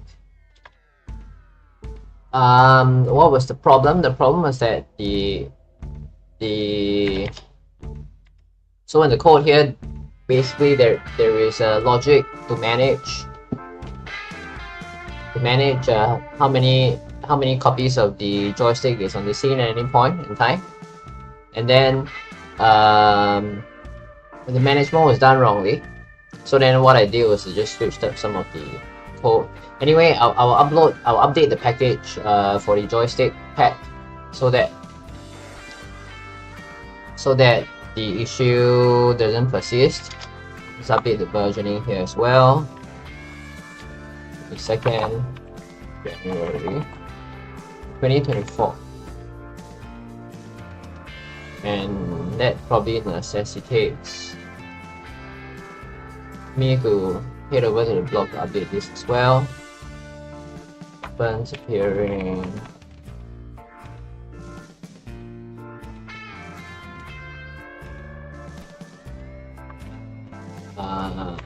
Virtual joystick. Yeah.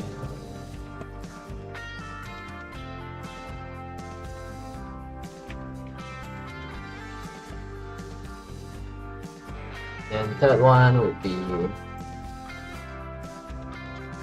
the now reference exception.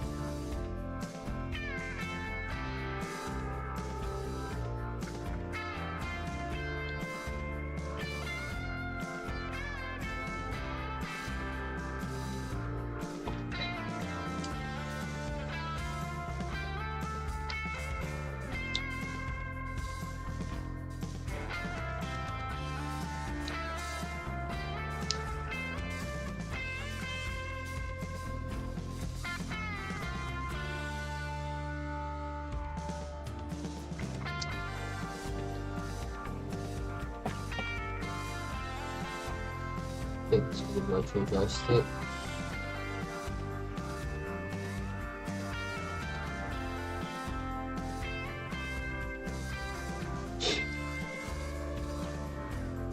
Let's figure out what is the issue here. With the weapon, the game manager, right? It's line 157.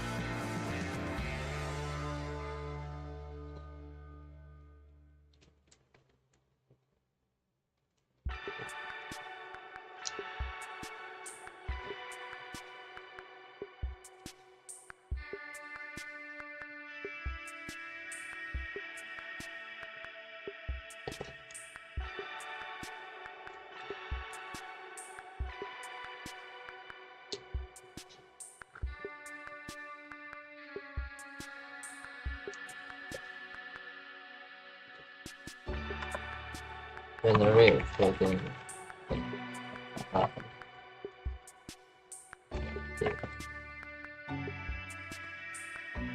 for the floating text code that we part 14 if you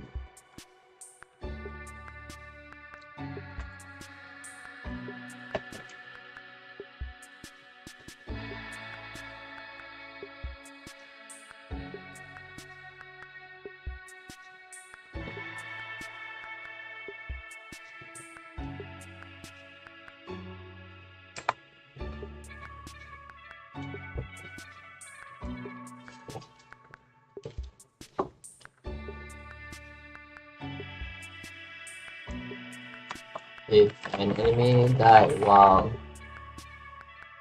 the floating text was still around, there would be a now it would create a missing reference exception. The floating text used to means prediction.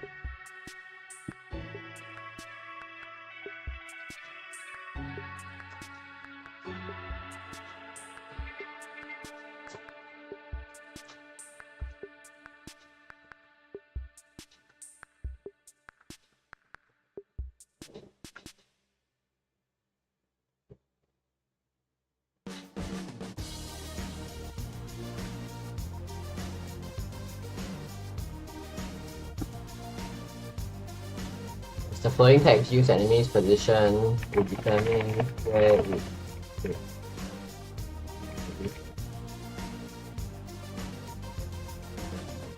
To prevent this error, we will need to modify the code. We will need to modify the code to save the enemy's position, last known position at every frame, so that if the enemy dies, we will still be able to use its last known position to determine the position floating. So this is what we're gonna do. So the problem, the missing reference exception is happening because target here is empty. So if you hit an enemy and he dies, and the floating text pops out, the floating text is not gonna know where to be after the enemy disappears. So to rectify that, we will have to save the enemy's last known position using a variable. So something like this. Last enemy position, or we can call it last known position, will be equals to target dot and then what we're gonna do here is at every frame, or we can just call it enemy position, right? We will check, update the enemy's position if it is still. Actually, we can call this last known position. Makes more sense. Last known position.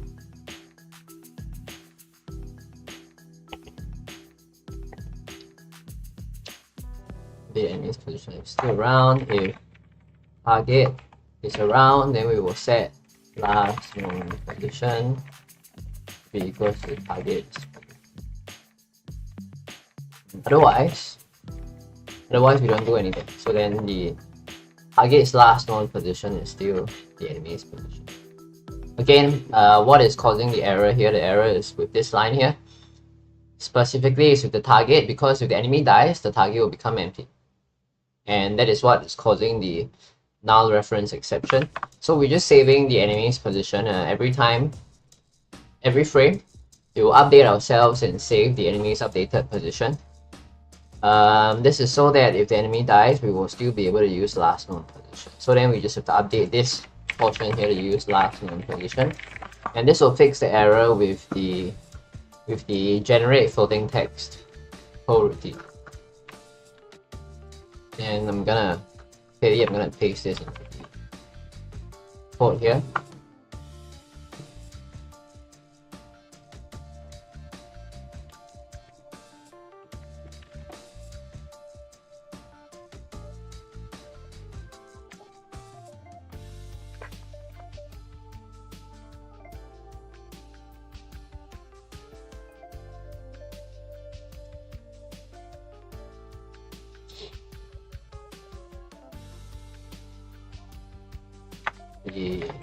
updated portion highlighted.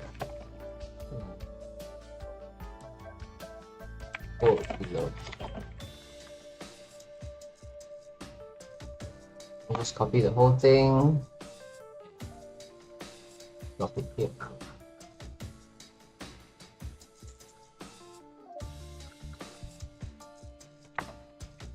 H4 reformatted.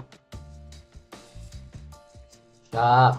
This is game manager.cs.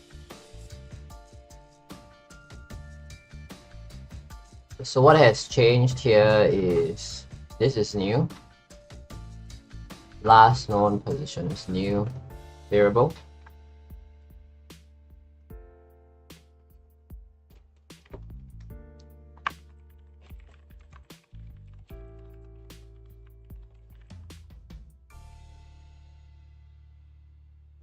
And these two parts are new as well.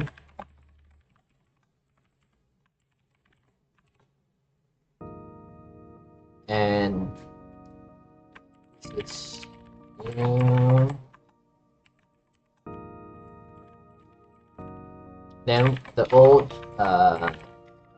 thing was target.position.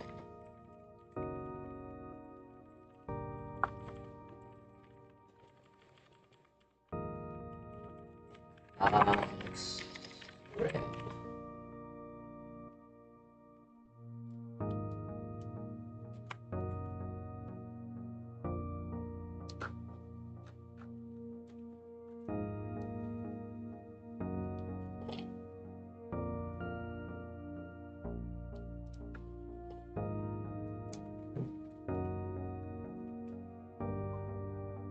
Updated portions are highlighted in the generate token text routine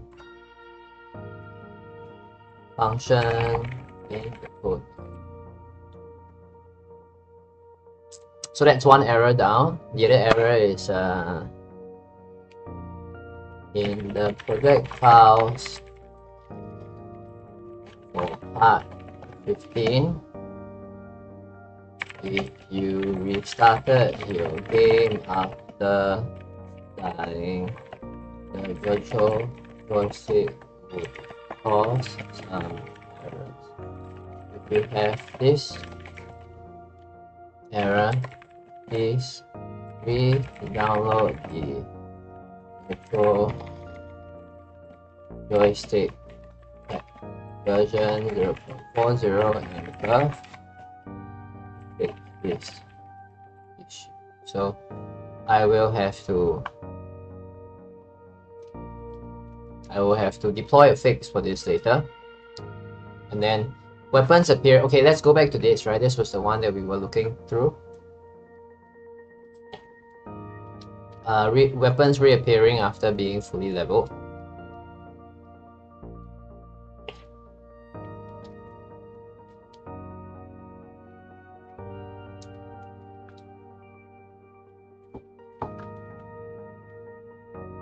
So let's look into this a little further.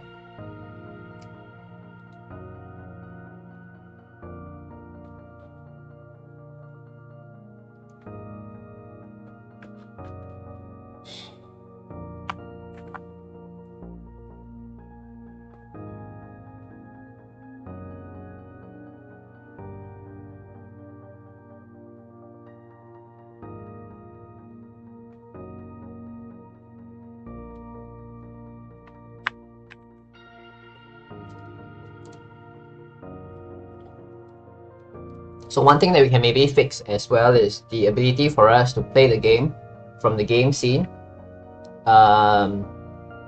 This would make testing a lot easier. So the problem is with player stats, right? That automatically selects a suitable character data file using the resources.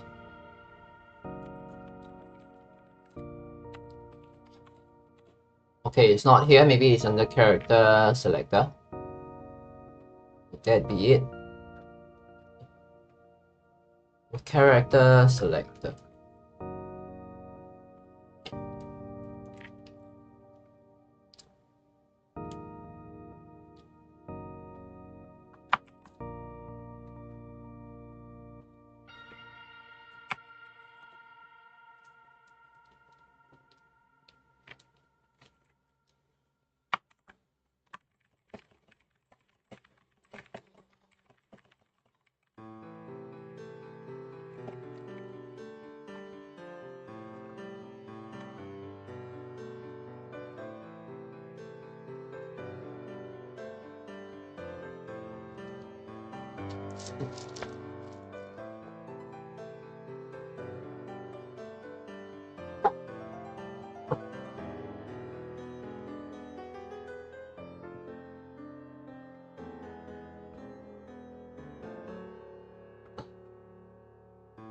Add some debug statements.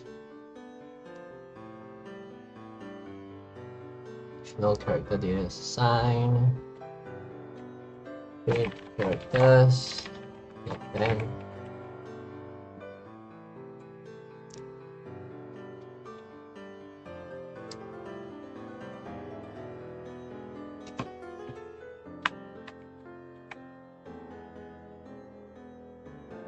zero. And I search through all the files in set folder. Find all characters.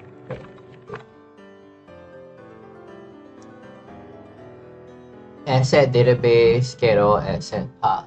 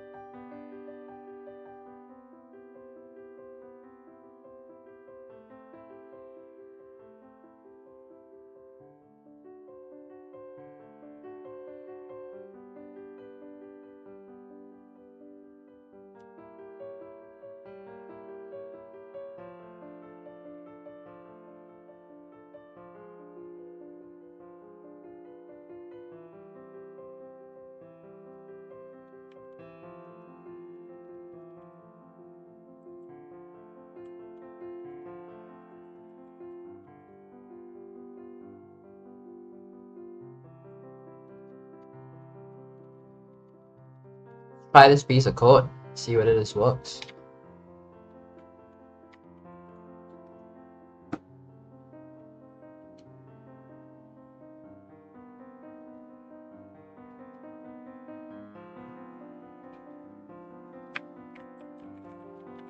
Okay, still doesn't work.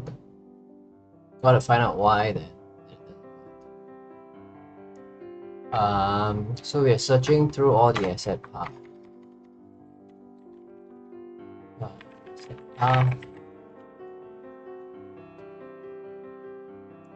So this should give us a list of all the asset paths.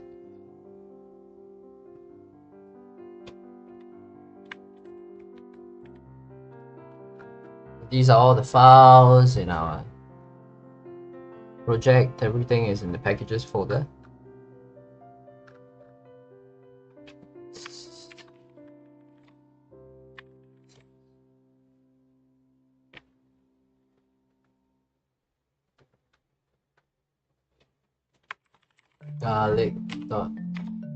Garlic weapon.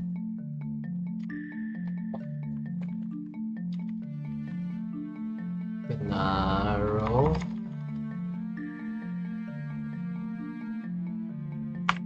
See if we can find all the asset paths here.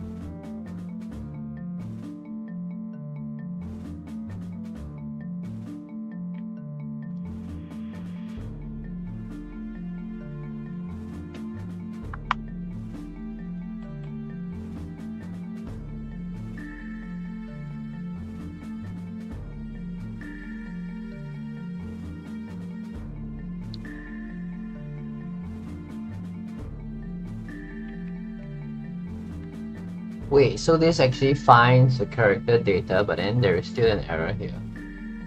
To your stats.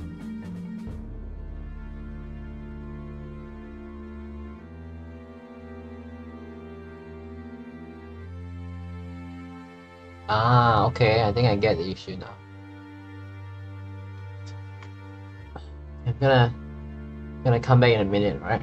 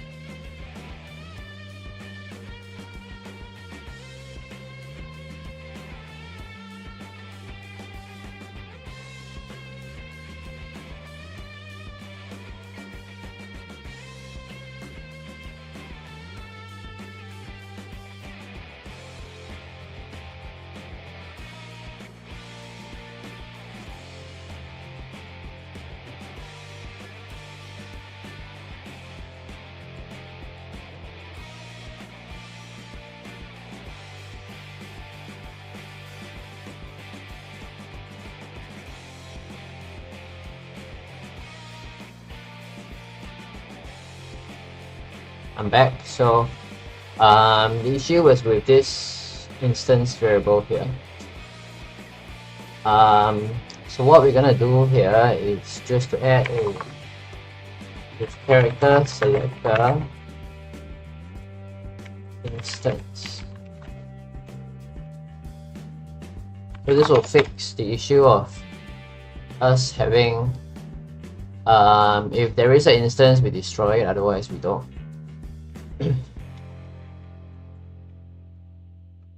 Then this should fix the error. Edit this line, fix the error here.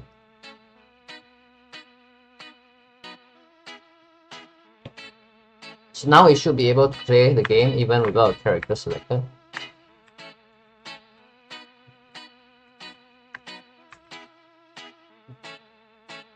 That's great. Let me just get this inside here.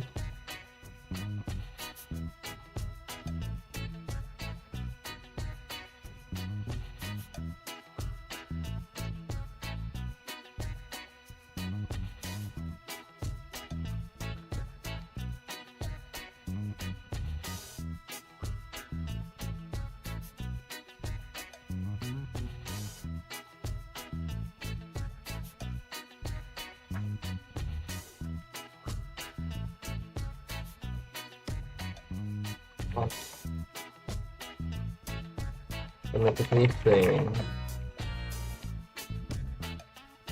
game scene. In our project, if you wanted to test the game, you would first have to go to the menu scene and select a character from there to be able to start playing. On that note, actually, let's just test this and make sure that every time we play the game, the character is different.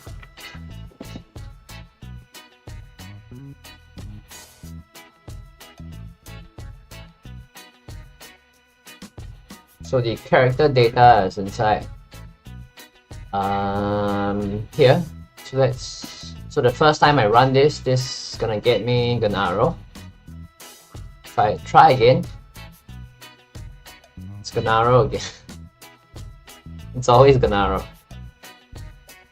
Oh, okay. Let's rectify that. It always picks the first character that we get, right? Which means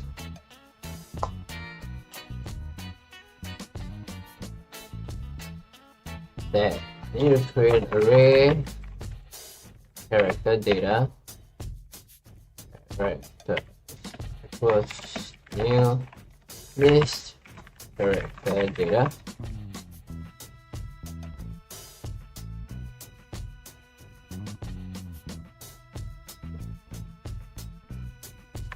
List character data character, and for every character data that we find, we will add the characters to the character data. So after we find all the characters, we will just get a random character out of the list. Done. If characters count is greater than 0, we'll return characters random.range 0 characters. Go.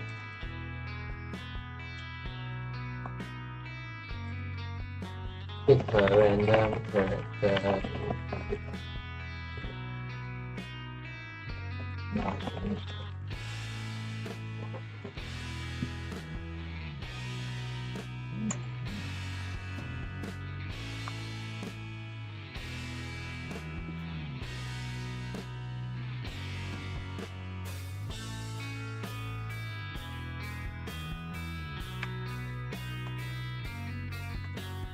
So now we get different characters every time. So it's Antonio one time, and then now it's Gennaro. And then it's gonna be a different character later. Antonio.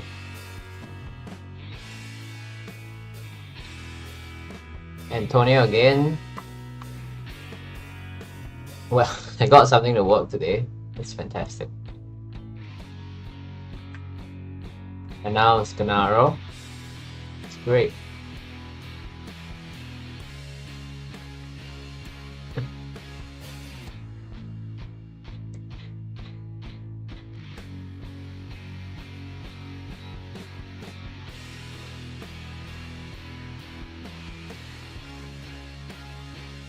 Now we get another error.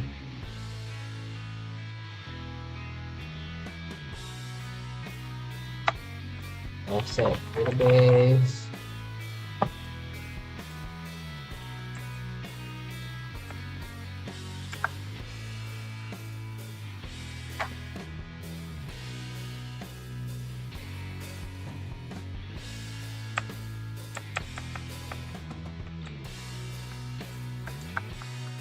What are these students?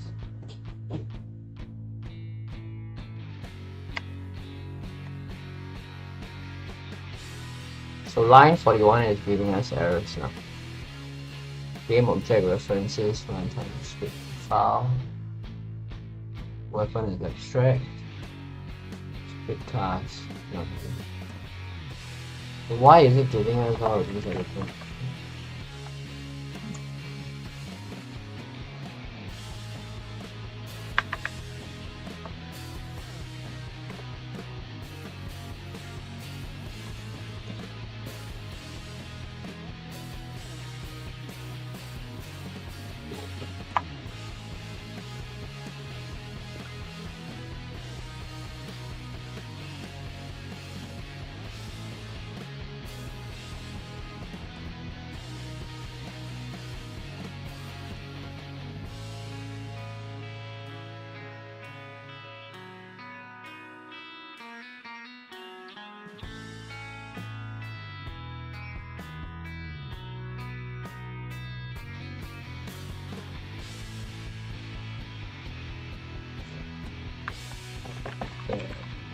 Okay, references.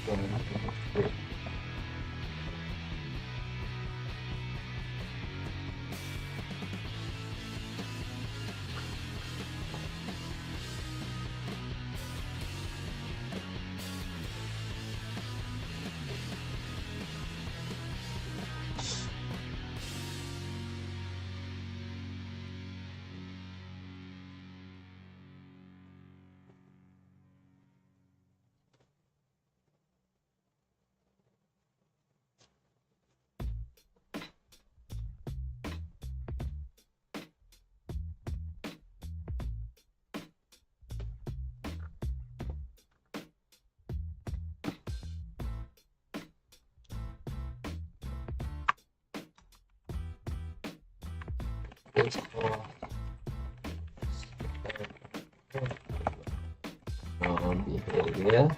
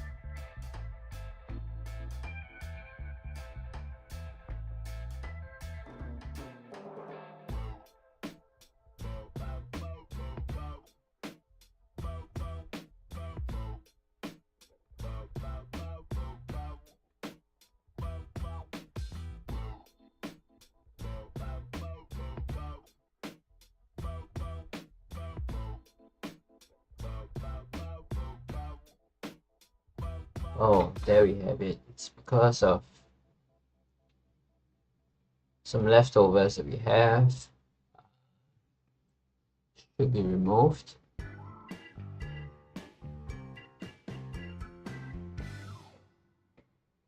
And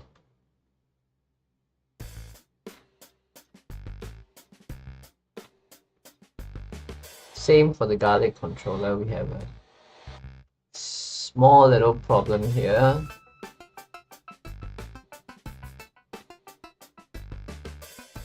Some leftovers from before.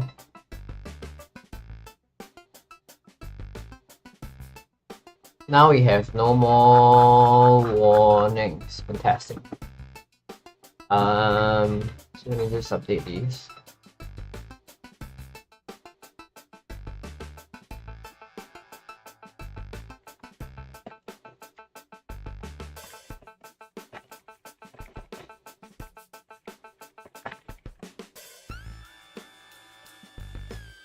So I'm also updating the part 15 files, cleaning some things up so that I can re-upload the project file.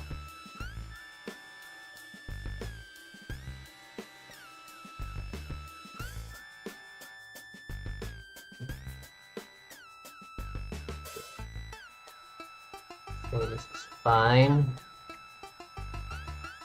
Character data.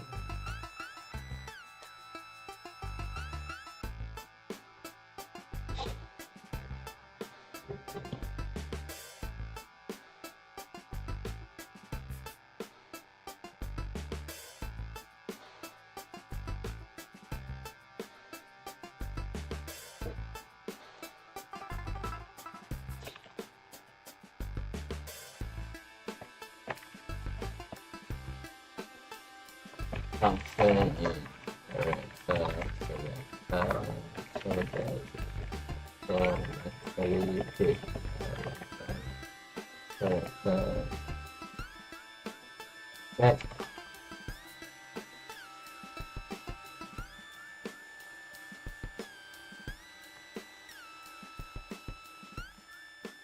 Data.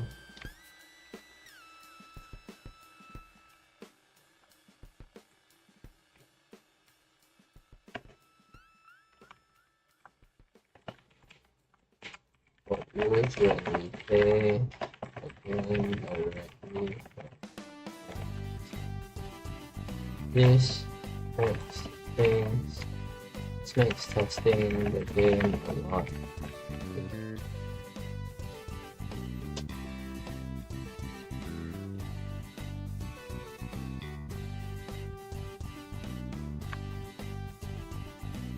However, the code not always work for us.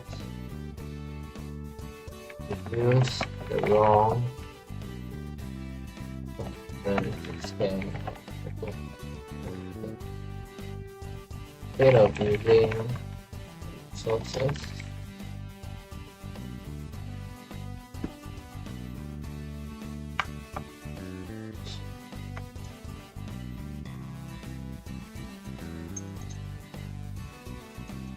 instead of using resources, find objects type on.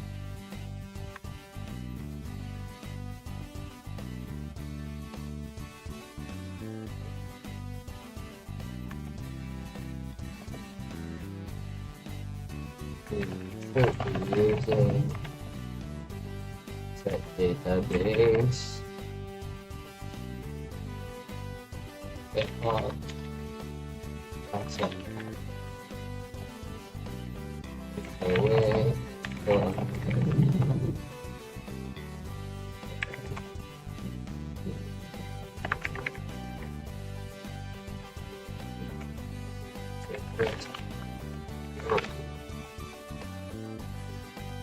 character selector.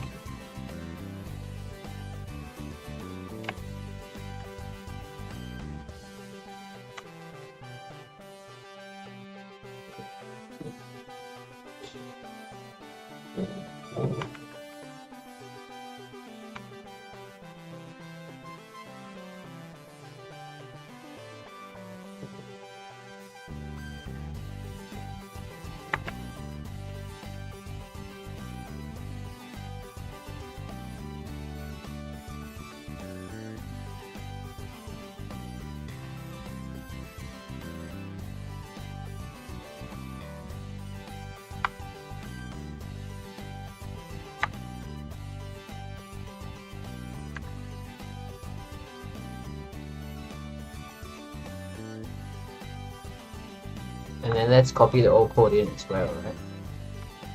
Old code in here. Right.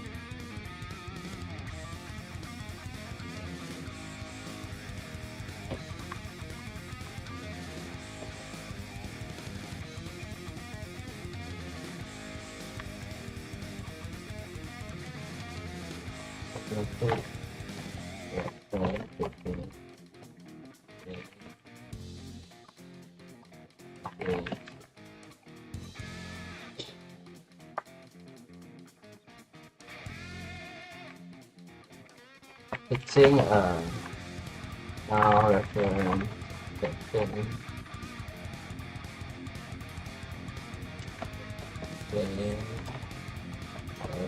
Okay.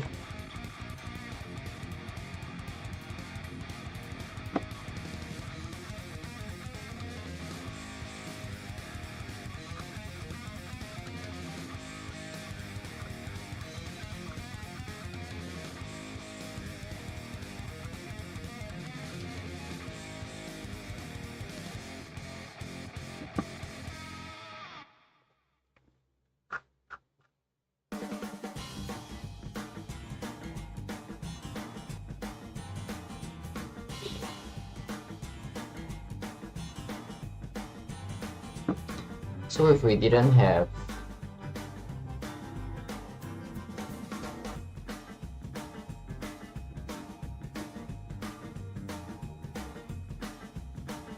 this line, there will be a now reference when we are restarting the game or when we are starting the game from.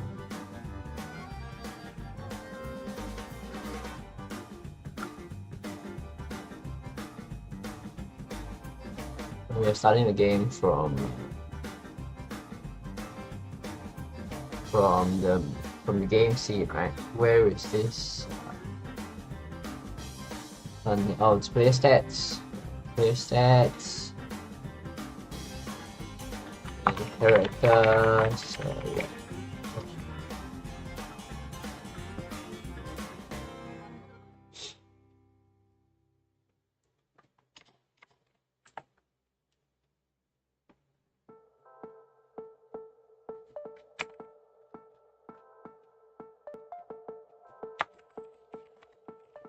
Fixing the now reference yes, that we will also need to modify following lines and the await function of yes.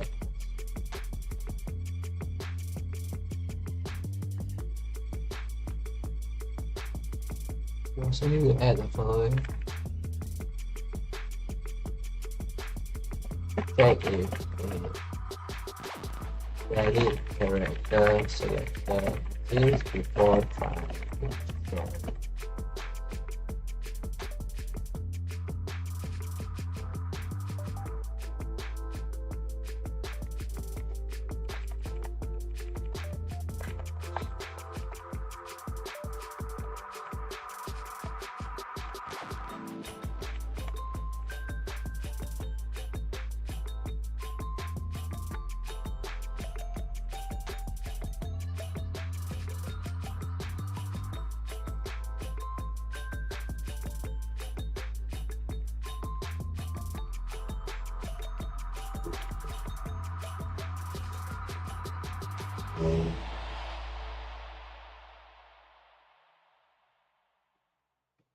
And then this is a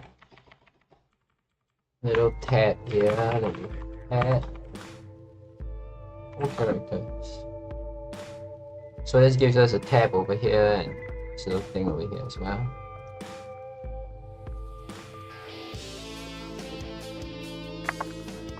Otherwise, if we are playing from the game scene, there will be no character.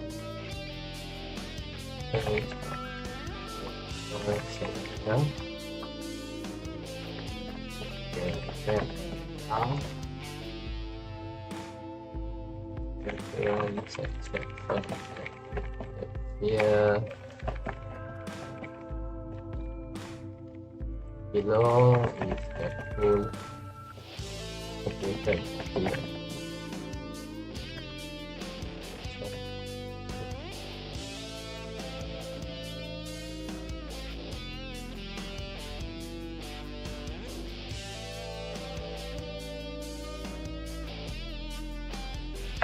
I like that.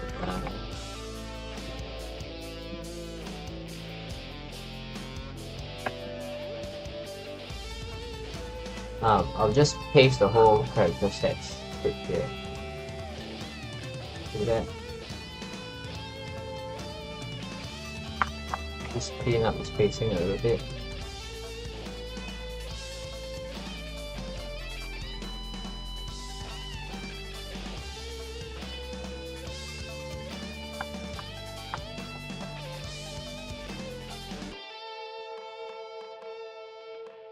And where is the awake function? Awake function right here.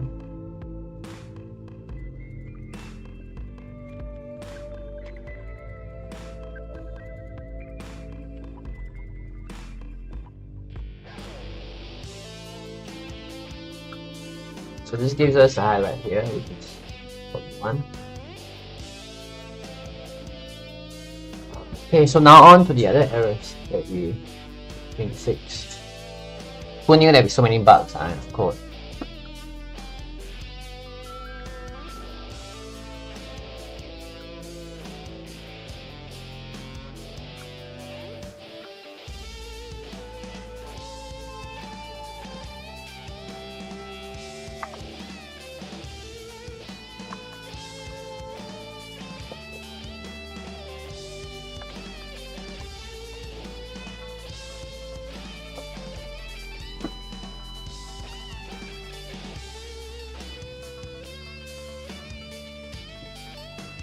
So now let's go back to fixing the weapons reappearing after being fully leveled. I think we fixed all the smaller bugs in our project.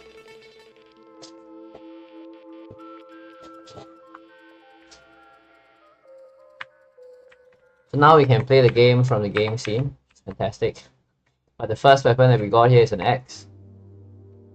So what I'm gonna do here is I will remove all the other weapons, so that we only we can get our other weapons to the max level as soon as possible. I'm not gonna save this, so later we can just leave and re-enter the scene to get this whole thing restarted. So the default weapon now is a whip. Let's play some backs. We get a knife.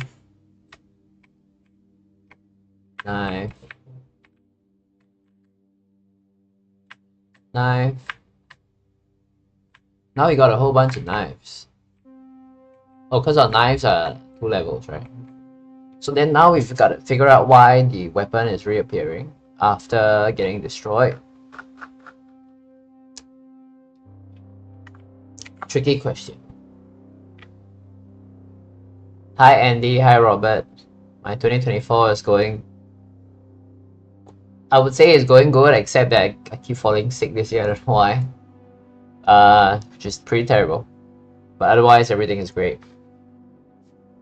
Next game is not gonna come into play for a while, but after I'm done here, I'm looking at touching up the Metroidvania code base as well and seeing how I can expand upon it and get it better. Thanks for dropping into the stream. Really appreciate it. Just fixing a couple of bugs that I found. We have quite a few errors over here which I'm looking to fix in part 16. I guess if I can't finish all these fixes in the 2 streams today, I'm gonna have to head over to... I'm gonna have to do it on my own time, and then you're gonna have to create part 16 based on that. There's one more error here. Maybe we can get to that later. Let's look at the upgrade issue. So we are able to... Unfortunately, we are able to...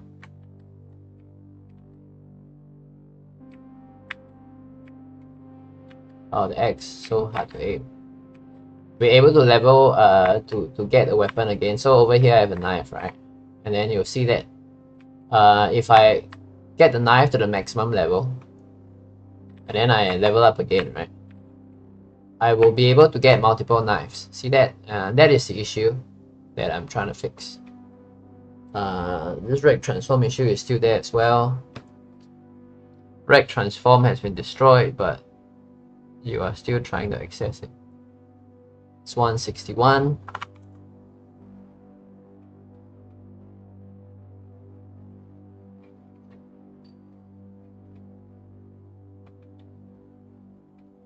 Just here, the rec transform is destroyed, but I'm still trying to access it.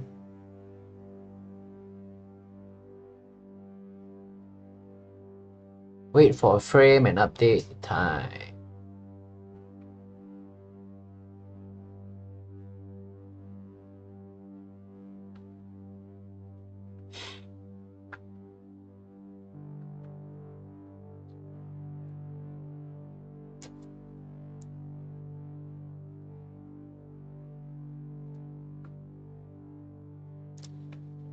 This is a pretty easy fix. This fix was actually mentioned in the forums.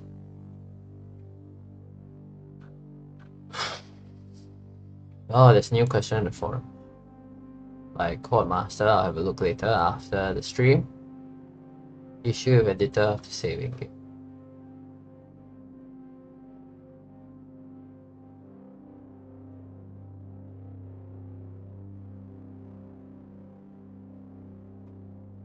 I'll address this later on, yeah.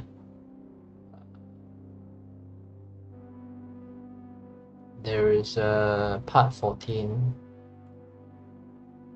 thing.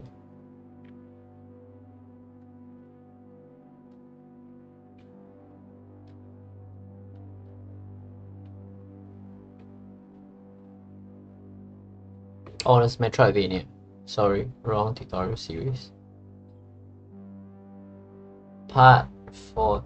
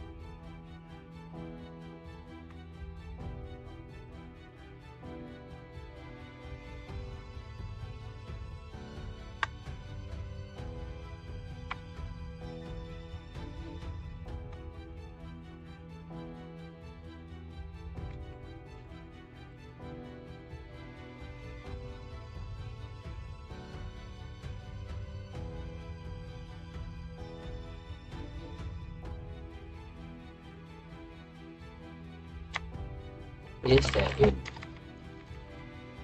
code we also move the update method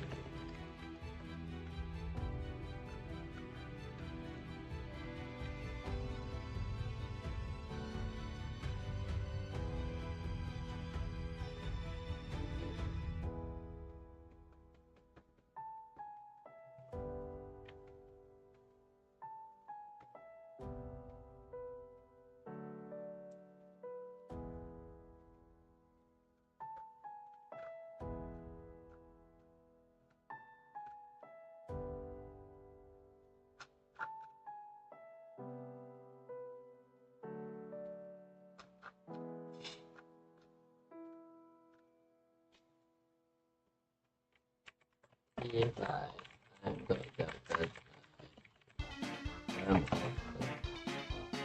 wow, this will prevent the floating text. Originally going. It's a null reference exception. Missing reference exception. Section on the last. Then after the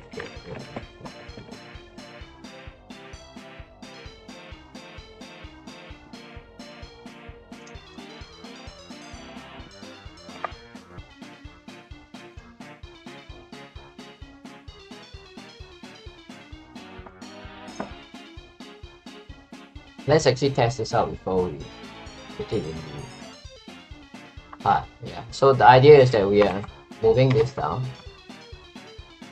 here, and the reason for that is because our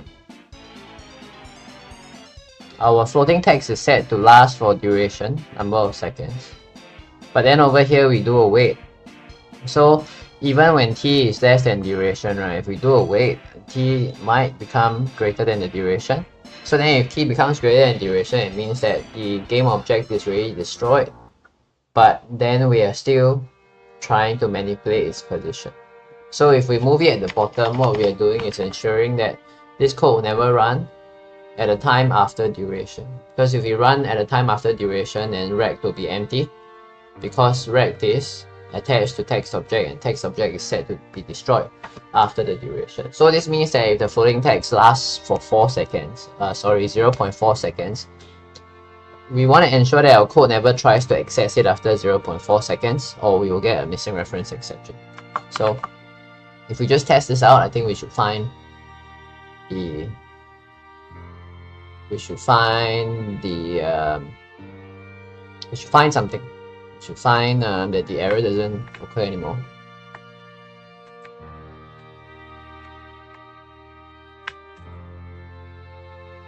Okay, no errors now. Fantastic.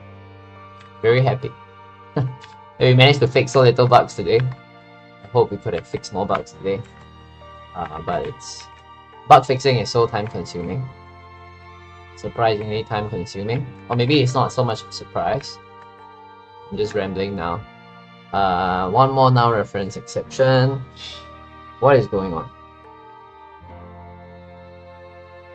Rect transform object has been destroyed, but you are still trying to access it.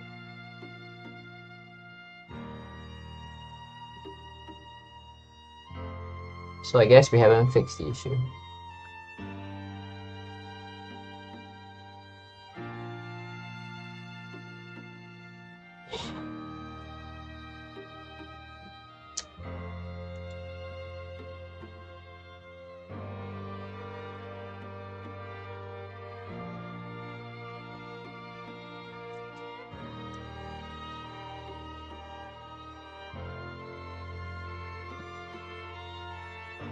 I'm having trouble understanding this now because we are still getting null reference exceptions, even though we've already made sure that the code doesn't run after an enemy dies.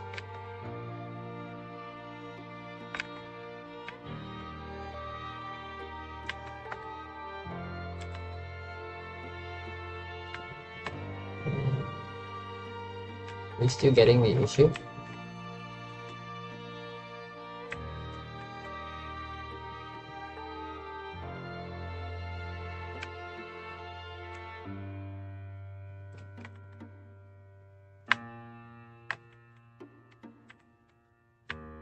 Okay, I think no more issues, right? We're not getting any more of these issues. The weapon, at least I think not.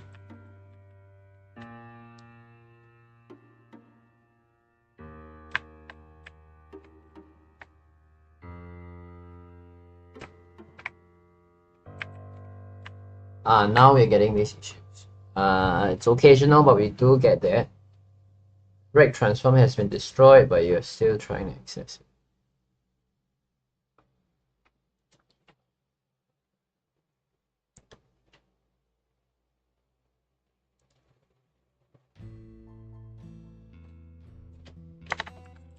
If the rec form is missing for whatever reason, and it's the rec not there,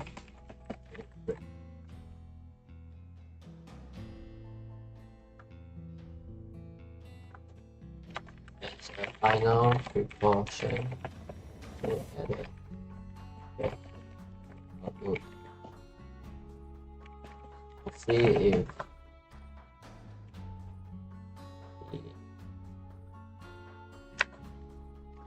the rec form we are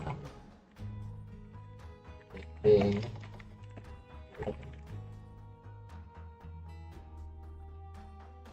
otherwise this doesn't affect the errors that we see on the console, which will make it difficult for us to but our other issue.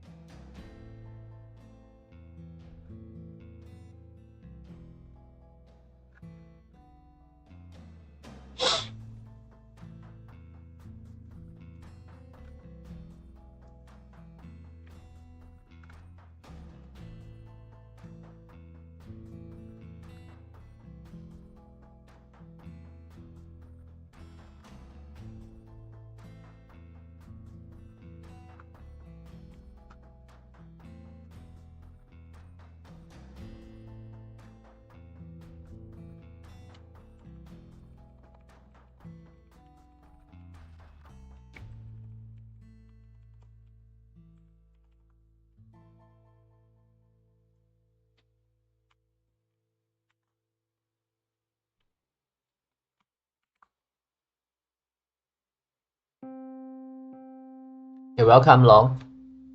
Glad you're following our tutorials. So we have 15 more minutes. I'm gonna try and fix the bug of us being able to get multiple weapons after the weapon has been fully leveled. So to do that, I'll have to figure out what's going on with the play inventory that allows us to get multiple copies of the same weapon.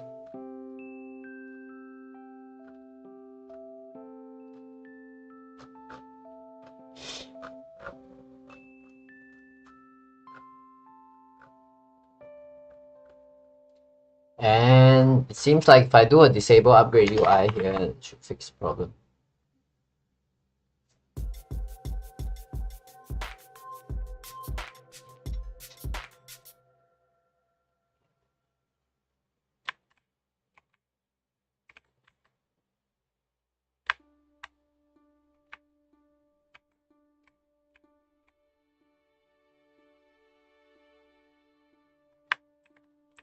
So let's say if we get a knife again, so the knife should be fully level at this point.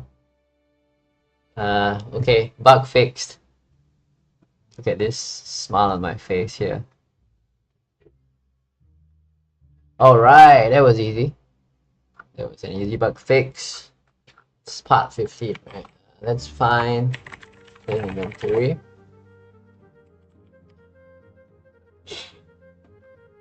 And I think we disabled something here, which the weapon is already the max level, do not allow the upgrade.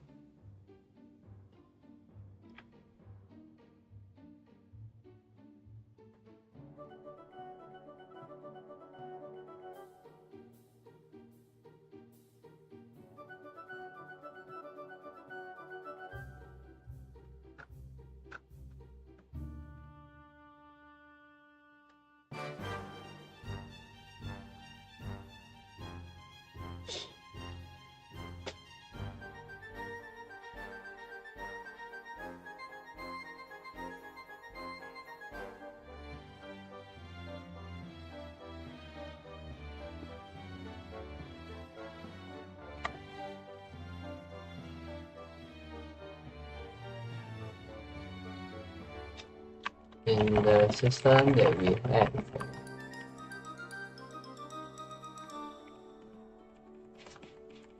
Part 15, if we fully level a weapon, the weapon will reappear when you level up, allowing you to get multiple copies of the. This is due to a small bug. What does disable UI option do? Disable upgrade.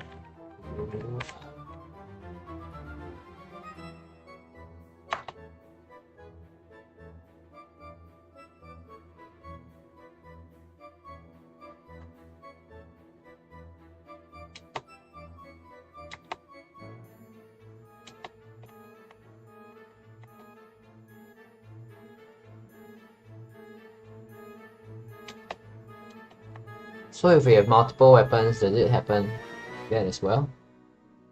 Because then that wouldn't be a good thing. Okay, let's just be a little bit more thorough with our bug fixing so that we don't introduce more bugs by fixing one set of bugs. Scriptable objects, weapons. Let's put a lightning ring over here. So if the knife is fully leveled,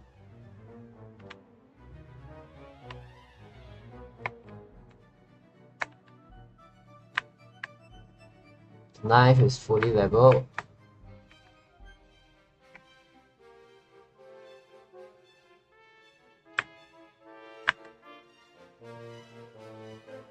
the other weapons will, it's knife at level 2, other weapons will still appear. So this works fine.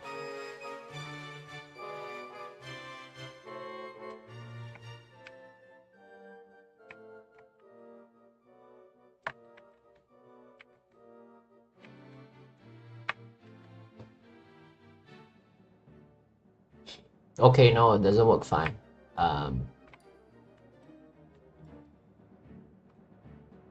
So if the weapon is already at the max level, should remove the upgrade option, right?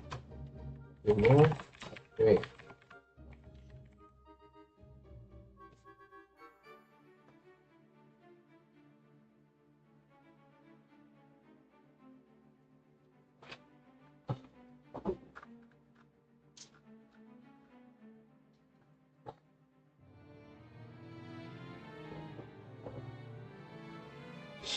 Okay, that fix wasn't the correct thing to do.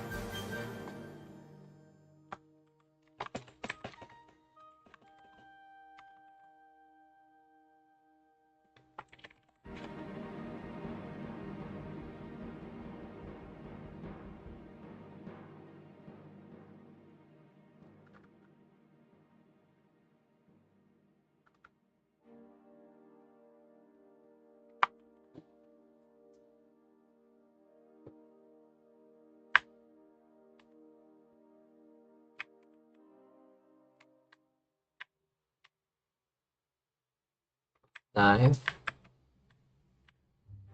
and knife.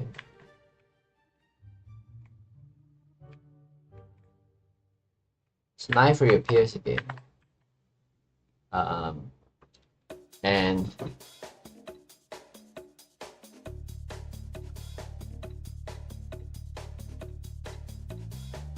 why does it say here 11? It's line 361. Oh.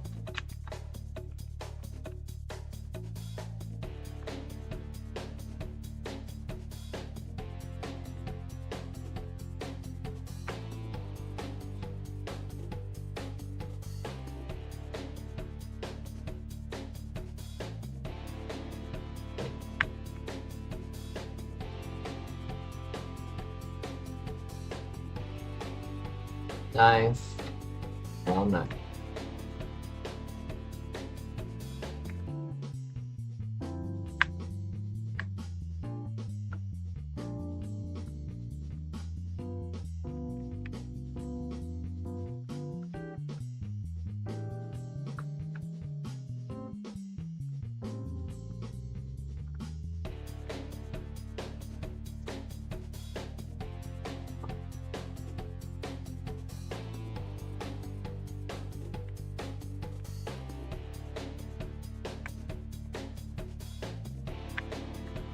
Knife.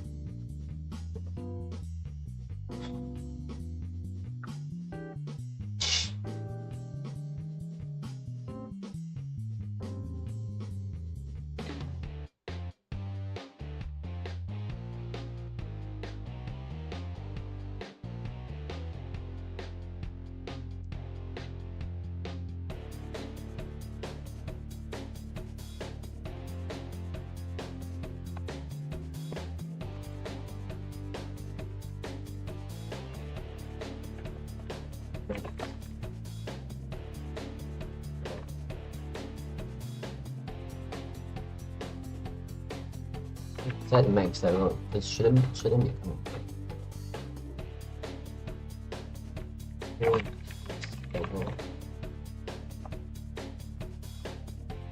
name.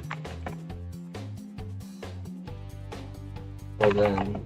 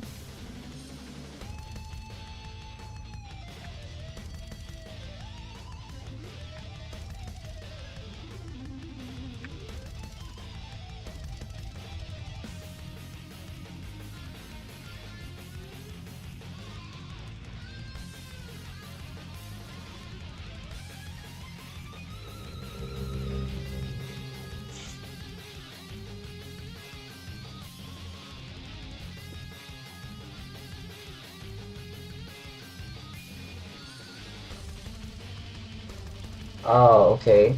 The issue here is this level up here should be true.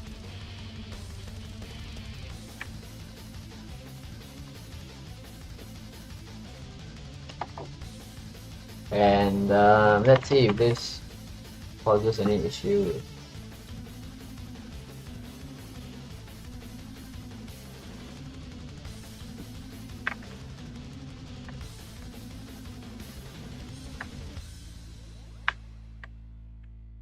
So now the knife shouldn't appear again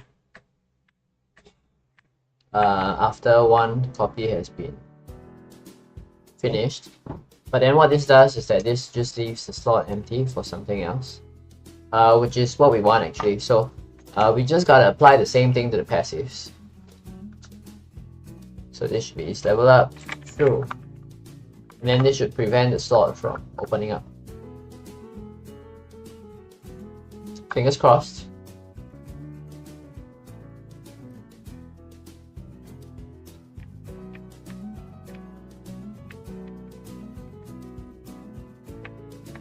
So knife,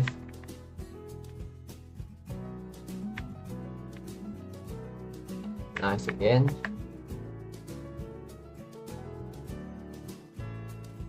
So we've got to disable this slot if this slot is not used, otherwise just doesn't work. Right, so turns on the UI slot.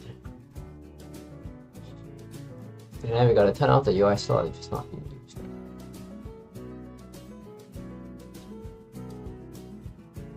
Which is right here and right here.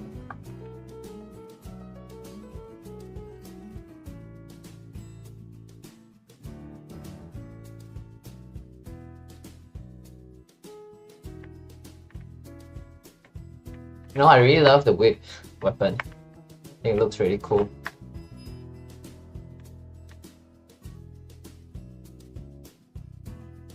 Knife. Knife again.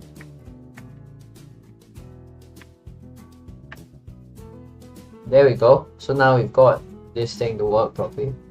So if we run out of weapons, then this should show us 3 weapons.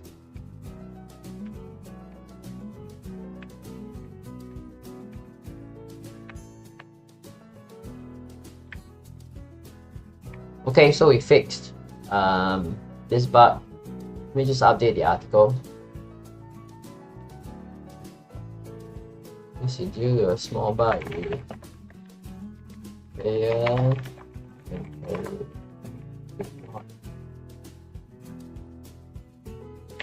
prevent the weapon from reappearing. That's a new.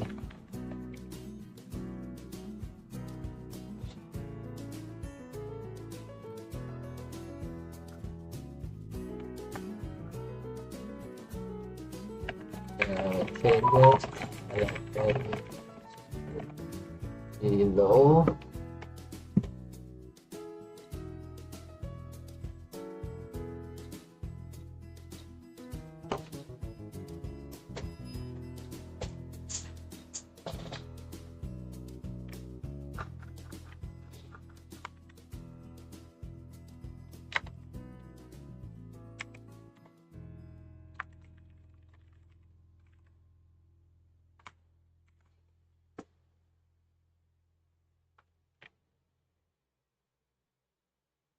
So do I stack 2 knife weapons? There's a question on the chat. Do I stack 2 knife weapons instead of creating the level 2 version of knife?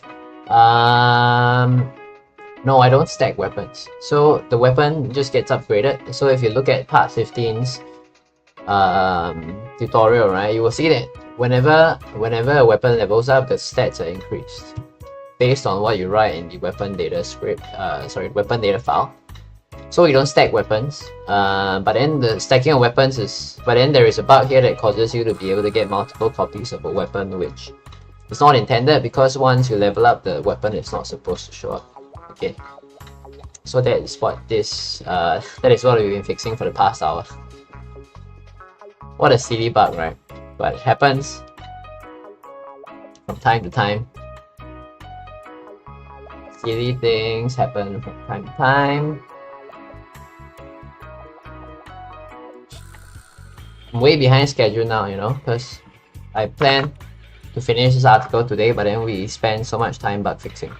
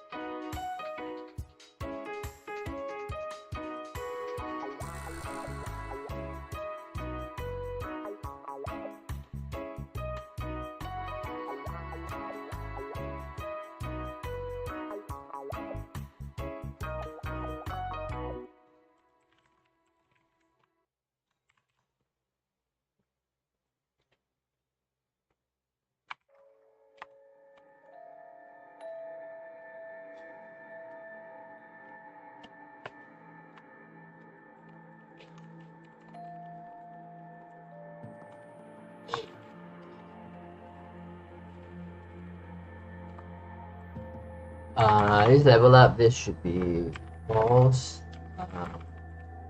Remove the false here.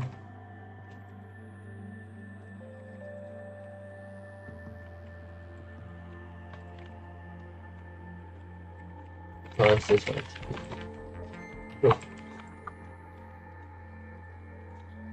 So the same thing is applied with the to the passives section.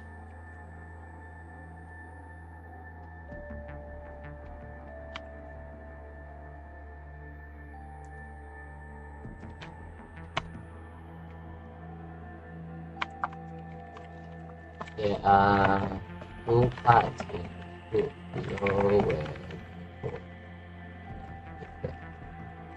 separate both the F2 let's see. So,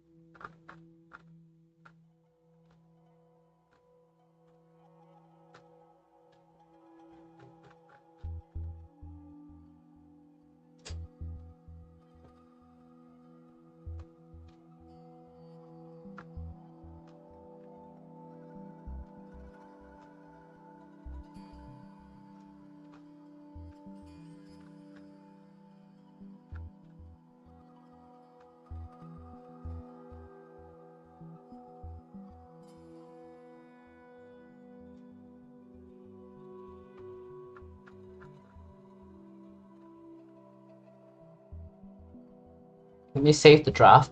So we'll come back tomorrow and then we will fix up the rest of the bugs that our commenter here has mentioned. We'll fix this bug, we'll fix the old inventory manager script bug. That's not really a bug, we just gotta remove this object and then reduce the cooldown. So we'll fix 2 and 4 over here tomorrow's stream. I gotta go. I will be posting an updated version of part 15's project file as well. So yeah, there were a couple of problems with part 15's files previously. So I'll do those things, and thanks for tuning in. For those of you who popped in to say hi or to ask a few questions, always appreciate that, because I think when you chat